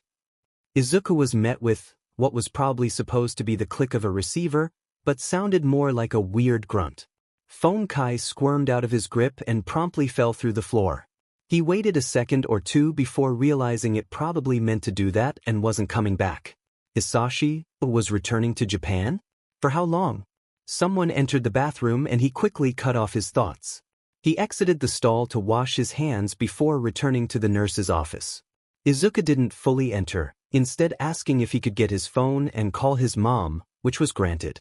As he settled back into his corner of the office, waiting for her to pick up, he quietly regarded the kitsune. She glanced at him impassively, still sitting rigidly on the ground near All Might. The question he'd wondered about her months ago drifted back into his mind. "Just who are you?" Naomasa Tsukachi had known All Might for a very, very long time. They're more than close colleagues, they're friends. And everyone knew it, so he practically had first dibs on any All Might-related incident. Naomasa was one of the first out the door when news of the USJ attack came in. He supervised the aftermath, but most of his attention was drawn to Toshinori, who he spotted in his civilian form being snuck into a car by Cementos along with one of the students. It was, perhaps, a sign of Toshinori's recklessness that Naomasa was more exasperated than surprised that his friend had apparently been forced to transform, most likely in front of a student as well. The detective turned away from the assembled students to look at the hulking creature that had been detained and led away by the other police. From what he'd gathered, this Nomu had displayed multiple quirks. That alone was enough to stir dread up in him, but there was something else about it that rubbed him wrong. Something repulsive. He wasn't the only one unnerved by its presence. A few officers and students glanced at it with expressions different than just fear. But now was not the time to muse on it. He needed to have words with Toshinori. At the nurse's office, Naomasa got a clear idea of just how badly his friend had been hurt by the villains. He was practically swaddled in bandages and resigned to bedrest instead of smuggling himself into the investigation immediately, which spoke of a whole new level of exhaustion. Thankfully, it wasn't nearly as bad as when he'd first gotten his career-debilitating injury, but that didn't mean Naomasa wasn't ready to rip Toshinori a new one about being more careful the moment he could talk to him alone. And that time was now, still in Recovery Girl's office, with the nurse herself present, but the student had joined his friends to wait for the onslaught of worried parents that would soon be or had already arrived here at UA.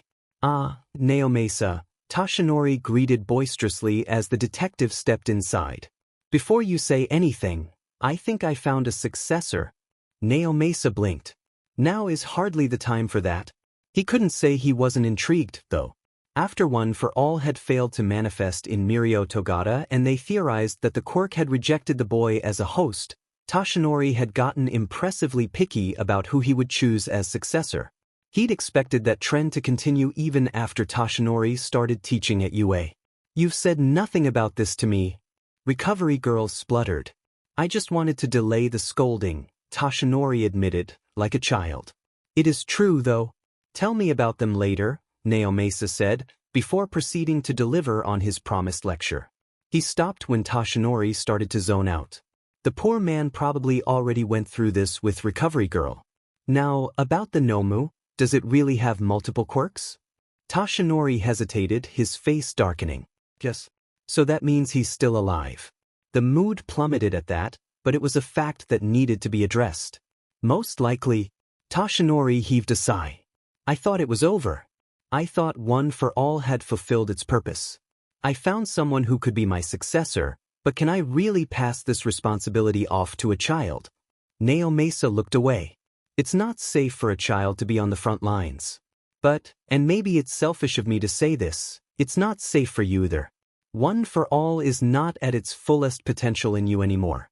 You're getting weaker. He paused. Do you want my opinion? Aren't you already giving it? Toshinori remarked dryly. He quailed under the look Naomasa gave him. Yes. I would greatly appreciate it. Pick a successor, Naomasa said bluntly. And focus on them. If One for All doesn't reject them like it did Togata, you should focus all of your attention on training them until they're able to handle the responsibility. I don't want you or this child fighting All for One. He plowed through Toshinori's protests. He's making moves and you're at your weakest. Your successor won't be ready immediately either. Trust your friends. There's an entire network of capable pro heroes who can help with this fight. Ideally, your successor won't be a part of this war until they're of age and you'll still be alive. Besides, there's always the possibility that One for All won't manifest in this one as well.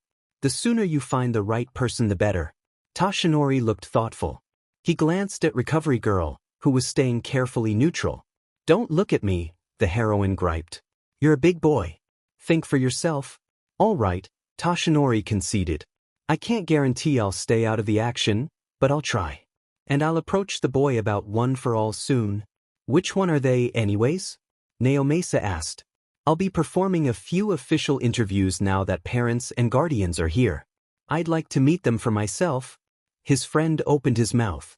It's Midoriya, isn't it? Recovery Girl said. His friend closed his mouth. Predictable, she huffed. Just because he jumped in all reckless, got himself injured, a boy after your own heart? Toshinori smiled sheepishly. Naomasa laughed. Well, I'm off then. As he closed the door, and don't forget to talk to Sir Knight. The #1 hero groaned, putting his head in his hands. Naomasa filed into the room Netsu provided for the interviews, followed closely by the Midoriyas. After they took their seats, he settled down with his notepad. By default, his quirk was active, but for witness interviews he wasn't expecting it catch anything important. Hello, Mrs. Midoriya. Izuku, Naomasa started, nodding at each of them. I'm Detective Naomasa Tsukachi. Thank you for agreeing to this interview. I'll be addressing Izuku for most if not all of these questions since I would like his account of the events at USJ. Is that okay with both of you? Yes, the younger Midoriya said, his mother sniffling into a handkerchief as she agreed. Good. So to start things off, when did you first notice something was wrong? Right before the attack, actually, Izuku said.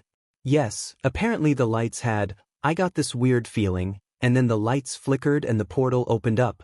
Feeling? Naomasa blinked. And I was talking to Tokoyami earlier and apparently Dark Shadow felt it too, Izuku rambled on. It was pretty scary, feeling that and then suddenly being attacked by villains. Do you often get strange feelings? Would it have anything to do with your quirk? Not this kind of weird. And no, I don't think it's related to my quirk. I have telekinesis. He looked at Mrs. Midoriya, who was unfazed and still decimating the second box of tissues that had been given to her since she arrived on campus. It wasn't like Izuku was lying, so Naomasa let it go. Maybe it had something to do with the aura the Nomu gave off. He'd have to see what Tokoyami had to say. And once the portal opened, what happened? The villains came out right away. Aizawa-sensei went down to fight them and 13 stayed with us. We tried to leave, but one of the villains blocked the exit. The purple fog one with the portal quirk, he elaborated.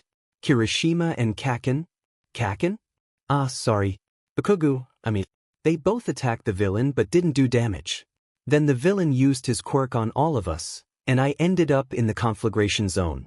There were a few villains in there, and I ran into 3 right at the start. 2 of them primarily used weapons, so I managed to disarm them and actually knock them all out. I might want more details on that later, Naomasa said, if only for the purpose of hearing how this scraggly boy defeated 3 villains, then went and acted so calmly reciting the tale afterwards. Continue. Then I went into one of the buildings before any of the other villains could see me. Other villains? Yeah, another group came around a corner. So I went through the building to get to a different street and searched for the exit.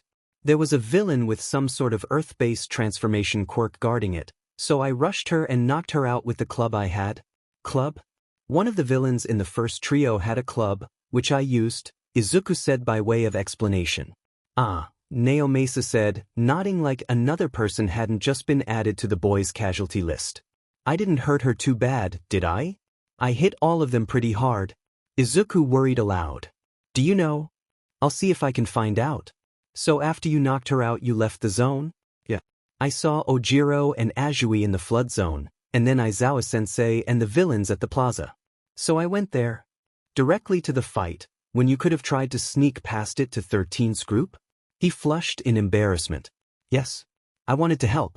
I was mostly planning on tripping them up to help out Aizawa-sensei.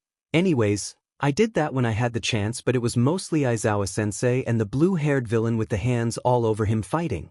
That villain had some sort of destructive, disintegrating 5-point contact quirk. He also commanded the Nomu, which hurt Aizawa-sensei a lot, and here the kid was showing more concern for his teacher than he had for himself during the entire interview. Tashinori, you sure know how to pick them. So after Aizawa-sensei was hurt, the warp villain came and called the hand guy Tamura Shigaraki, and the hand guy called the warp villain Kurogiri. Kurogiri told him about Ida escaping, and then warped away to find a student for him to kill. Aizawa-sensei tried to stop him, but it didn't work out. And Kurogiri left. Izuku hesitated here. Is this when you took control of Eraserhead's capture weapon? Naomasa asked, hoping to prompt the boy into continuing. I talked to a few of your classmates before you, Naomasa said, intrigued at the boy's confusion. One of them mentioned seeing the capture weapon moving on its own. The capture weapon did start moving without Aizawa's input, Izuku said carefully, looking bewildered. You think that was me? You have a telekinesis quirk and were nearby, Naomasa pointed out. But his voice was weak.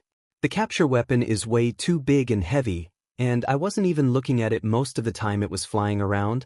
Those were probably all conditions for the effectiveness of his quirk. You just witnessed your teacher brutally attacked and you felt under threat as well. It's not unheard of for quirks to accomplish things they typically can't under extreme stress. Additionally, capture weapons like Aizawa's are particularly sensitive to telekinetic energy, which is how they move in the air almost independently sometimes. So your theory is, I did that? With my telekinesis? That is most likely what happened, yes. That does make sense. And I guess, you could say I was responsible for the capture weapon moving like that. Even though Izuku was making a strange face, he wasn't lying. Naomasa prodded him forward. So, the capture weapon started moving once Kurogiri left. It attacked Shigaraki and then sort of led the Nomu on a goose chase. I took advantage of the distraction and left my hiding spot. I was up by the fountain to see if I could help Aizawa-sensei.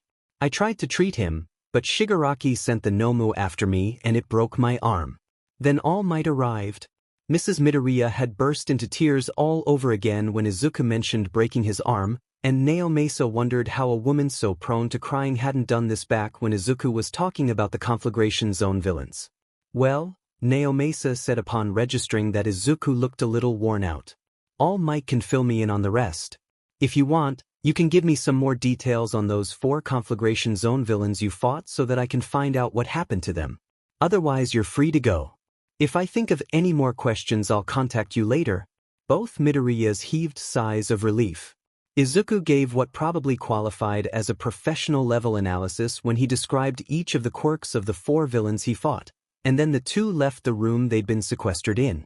Naomasa followed them all the way back to the remaining students and families, singling out the Tokoyamis. As they headed back to the temporary interview room, Naomasa mused on the boy who might be the next holder of one for all. It wasn't uncommon for even victims to lie during an interview, with little fibs to justify any decisions they make even if those decisions were completely innocent in the moment. Usually it came in the form of their emotions. They tried to at least not come off as cowards, no matter how understandably they acted. Even being a teenage boy, Naomasa was pleased to note that Izuku Midoriya didn't lie once. After his phone call with his mother, filled with partially nonsensical worried babble on her end that only toned down after many reassurances, and the news that Hisashi was coming home, Izuku decided to go to One's classroom, where he knew the rest of the class was milling around waiting for worried family members, picking up stuff they'd left there, or just hanging out. Not a second after he'd left Recovery Girl's office for the last time that day did a very familiar yokai wind itself around his free arm. "Oi, kid," Kutsuhimo hissed as it slithered around his neck, settling on him like it often did on Aizawa. "Kutsuhimo?" Izuku spluttered. "Why are you?" "I can't find the man with the eye bags and greasy hair," the yokai whined. Which, of course, that was why. Not because it wanted to have a friendly talk with Izuku, no, because it wanted something from him. Izuku rolled his eyes and started walking. "Why'd you have to stay so close to the skeleton man's pet? She's so mean." "Kutsuhimo," Izuku started, a thought dawning on him. "Have you known about the kitsune since the start of the school year?" "Hard not to notice when her wards on the place all the adult humans gather keep waking me from my beauty sleep," it grumbled. A statement that prompted a very vivid flashback to that day. Just last week, though it felt like longer, Izuku had been looking for All Might in the teacher's lounge. Looking back, apparently he'd found him, and it hadn't been Nedzu who was hiding their magic but the kitsune who must have been inside the actual room. "Why didn't you mention?" Izuku started, before remembering that even if Kutsuhimo had bothered, it was both rarely awake and never away from Aizawa when it crossed paths with him. "Never mind." Glancing at the yokai again, it was only then Izuku noticed how spotless the capture weapon's fabric was. "Wait, you can repair your host?" He'd assumed the yokai couldn't use its magic like that after being unable to repair that ridiculous scarf Izuku had accidentally torn up. "Of course. I'm a yokai, aren't I?" Kutsuhimo huffed. "Then why did I have to find a new host for you back at Dagoba? Couldn't you have just fixed your scarf then, before just attacking me?" "I couldn't. You used your magic on me." "But I didn't." "Not until Kutsuhimo tried suffocating him, at least." "Yes, you did." The yokai insisted petulantly. Izuku gave up. The yokai had probably been looking for an excuse to leave that scarf and saddled a debt on him. Izuku didn't blame it. He was no fashion expert, but that scarf had definitely been some form of distasteful. In the silence he kept walking. The first person he encountered in the halls other than the occasional lingering business or support class student was Tokoyami, who was exiting a flight of stairs with some sort of drink Izuku assumed came from the cafeteria.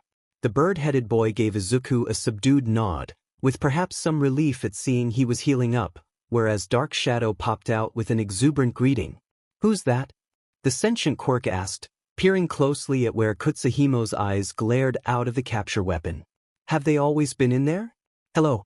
"Oh right, I never introduced you," Izuku realized, talking over Kutsuhimo's snobbish reply. "This is Kutsuhimo, a type of yokai known as an Itenmomin. I guess because you're never out during class you never noticed. Kutsuhimo was actually helping me out back when I met you guys, before I founded a host." "A host? Our teacher's weapon?" Tokoyami asked with a raised brow. "It was a weird coincidence," he admitted.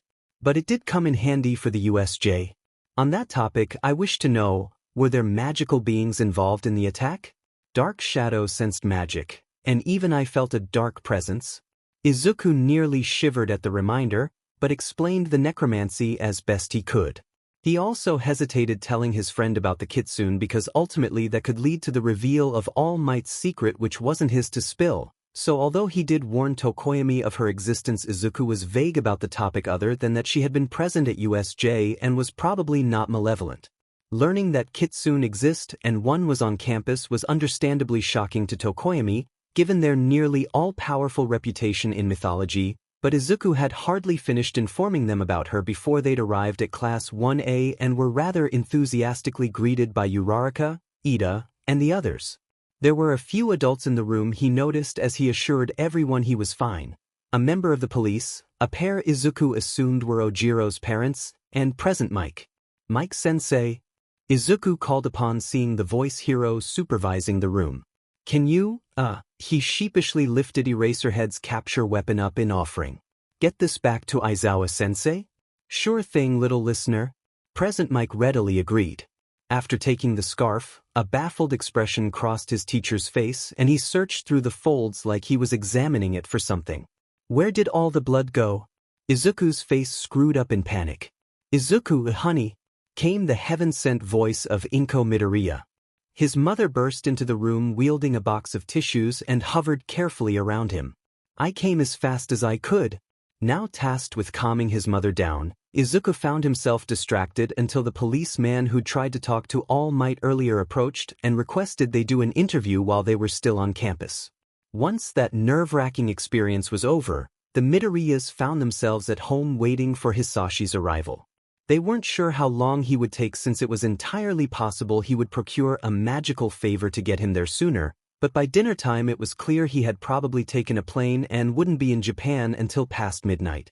Even though he would have all day off of school tomorrow to spend with his father, Izuku went to bed reluctantly, and was out within moments. Morning came with the distinct clatter of supplies from the kitchen, the smell of food accompanied by the low murmur of voices. Izuku practically leapt out of bed when he heard his father's laughter and tumbled out the door. Dad! He yelled brightly. Hisashi grinned up at him from his seat with a ready greeting, the table the only barrier preventing Izuku from glomping him then and there. Which was probably for the best, considering he still had to be careful with his arm. He settled for a wave of greeting as Inko dragged him into one of the opposite seats and set plates of food down in front of them. Looks like you woke up just in time, she teased as she sat down herself. I made your favorite. Izuku blinked at the katsudon set in front of him. For breakfast? Well, he wasn't complaining. Until he looked across to Hisashi's plate. Dad, he started in horror. What are you doing? Do that katsudon. Hisashi looked up from the bottle of ketchup he was viciously squeezing over his food. The label was in English. Oh, just adding some sauce. Everything really does taste better with ketchup? Oh, you do not have taste buds. Nothing else could explain why Izuku's own blood relation could commit such a crime towards perfectly good katsudon. Sweetheart, I can't see the katsudon anymore, Inko commented dryly while Izuku was short-circuiting. I suppose that's enough. He put the probably illegally smuggled bottle down and actually started eating the monstrosity that sat on his plate. So kiddo, you weren't hurt too badly, were? I know you're healing up from that arm, but nothing else happened, right? You weren't too shook up? Izuku let himself be distracted for a moment by the fact that Hisashi wasn't even using his mouth to speak, since it was preoccupied with eating. He often forgot about the fact that the bodies of yokai sort of didn't exist, and for the ones that like drastic shape-shifting their consciousness and voice were the most consistent things about them. It was interesting, really, voices could only change if the yokai had the technical biological know-how of how physical bodies produce voices in order to supplement their shape-shifting abilities. This wasn't the case for most if not all yokai, since they didn't need organs or bones in the first place. Unlike Izuku, who had to research carefully before shape-shifting any part of his body. Well, I guess that answers that, Hisashi chuckled. Izuku flushed and scooped some katsudon into his mouth to stop the mumbling. Well, actually, at the USJ there were necromancy puppets? Hisashi promptly spat out his meal. It was already a little crispy from being in his mouth, an effect Izuku had only seen before on pencils that his father often chewed on while in thought. Necromancy? Inko echoed shakily. As in zombies? Izuku, please explain, Hisashi asked. He nodded and began. After he'd filled his father in on most of what had happened at the USJ, Izuku once more hesitated on the topic of the kitsune. Hisashi wasn't really human, and certainly was no danger to tell All Might's secret to, but he would feel bad telling him about that detail when he hadn't told Tokoyami. Then again, Tokoyami was his classmate who would be faced with All Might at school often, so any difference in his behavior towards All Might would have been noticed, part of the reason Izuku hadn't told him. His father was good with secrets for obvious reasons and wouldn't interact with Izuku's teachers much if at all. He decided to at least breach the subject, since he had a certain motivation for telling Hisashi other than informing him about the attack. Dad, you can turn invisible to humans, right? Hisashi blinked at the non sequitur. It's more like letting go of my physical form, but same difference. Well, there's this yokai that was at the USJ that I want to talk to, but she's always following around this human. I don't think I'll get a chance to talk to her without looking like a weirdo. She attached to them or something? Hisashi asked with intrigue. I mean, possibly? Unlikely. How's that? Well, she's a kitsune. Hisashi slapped his hands on the table. Say what? He didn't wait for an answer, eyes suddenly sparkling as he vaulted to his feet. Hisashi! Inko reprimanded as cutlery went flying. A kitsune? Oh, I just have to meet her. Where is she? Izuku had a brief flashback to that time when he'd asked his dad why he'd never seen some of the more well-known mythological creatures, stuff like Eastern dragons or Kappa. He'd understood why foreign ones were so rare, but not why yokai that should be powerful and common because of the sheer amount of familiarity with them due to popular culture. In short, the answer had been that popular culture had been exactly what made them more rare. There was belief and knowledge in the yokai, yes, but humans believed in them specifically as fictional beings or characters in stories. It was a paradoxical effect. So, kitsune, some of the most popular and powerful Japanese yokai, had been believed straight out of existence. Or so his father had theorized. No wonder Hisashi was so shocked and excited. Izuku said. Yue? She's following around All Might. I don't know if he's on campus right now, though. A cloud of feathers burst into existence, originating from his father.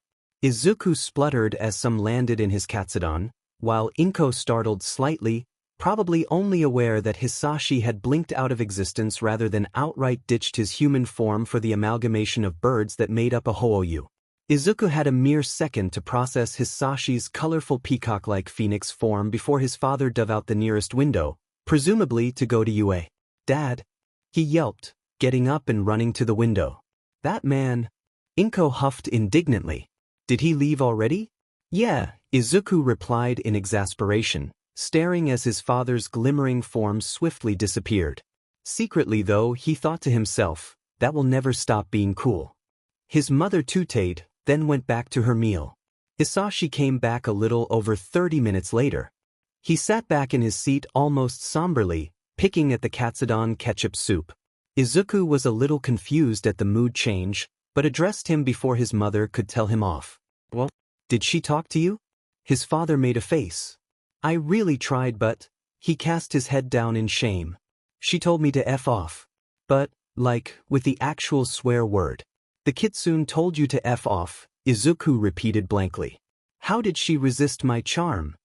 Hisashi wailed dramatically, only to get whacked by an irate Inko. Oh, not like that. All Might's kitsune uses swear words, Izuku said. Associating swearing with All Might just plain felt wrong. His father sighed, oblivious to Izuku's plight. Sorry about that. I guess I didn't even ask what you wanted to know anyways, but I thought I'd at least get a name out of her. Izuku recovered himself. I would have been happy with just that, honestly. I didn't mean to hijack your visit just to make use of your powers. Well, I'll admit I didn't come here only to check up on you. I have a few things I wanted to talk with you about in person. Knowing there's a necromancer mixed up with those villains is just further incentive for this. This? Izuku echoed in confusion. Hisashi grinned. My decision to teach you that fireball spell you've been begging for since your 7th birthday, of course. There was a moment of silence. Izuku exploded. Finally! Oh my gosh. Yes. Inside voice, dear, Inko said, looking more than a little concerned at the prospect of her son gaining the power to set things on fire. More so than a set of matches allowed, at least. I figured since you were being taught at UA, you would be getting the collateral damage know-how to be earned the responsibility. I was planning to wait until your birthday, but then those villains attacked and, well, I didn't want to wait any longer. The only problem is that we need somewhere to practice. Izuku was literally vibrating from excitement. I know exactly the place. That night, after paying an afternoon visit to Recovery Girl to get the cast on his arm off and agreeing to be careful, before using magic to finish the healing up the instant he was out from under her suspicious gaze, they arrived at that very place. Wow, Hisashi was at a loss for words as they stood by the entrance to Dagoba Municipal Beach Park. Kind of a dump. Perfect, right? Izuku's eyes roved over the familiar heaps of trash. There was a fire over the weekend, but it looks like it didn't do much damage. But I don't sense any yokai left here, so it really must have been a yokai or quirk that caused it. Extra burn damage wouldn't be noticed, and people are even less likely to wander around here because it's been labeled a fire hazard. It's a few weeks before the cleanup is due to start as well. Is that so? His father hummed, and they began the trek into the maze of garbage. Well, this lesson is a quick one. Sort of has to be. I need to leave for America tomorrow evening. Already? Izuku cried in surprise. He'd hoped it would be closer to a week. There's always stuff to do over there. I've told you about how messy it gets with all those magical cultures, Hisashi huffed, sounding just as annoyed at this as his son. Not to mention my human job and… I'm sorry, Izuku. Even though, well, I just can't stay as long as either of us would like. Even though what? His father paused and shifted uneasily. Dad? He exhaled heavily. I'm a Hoʻoyu, Hisashi started. Izuku fidgeted impatiently as he waited for his point to be made. And Hoʻoyu are omens. I don't know exactly how it works. Magic has always been annoying like that. But I know I can't stay in a place where something big is going to happen. Something bad.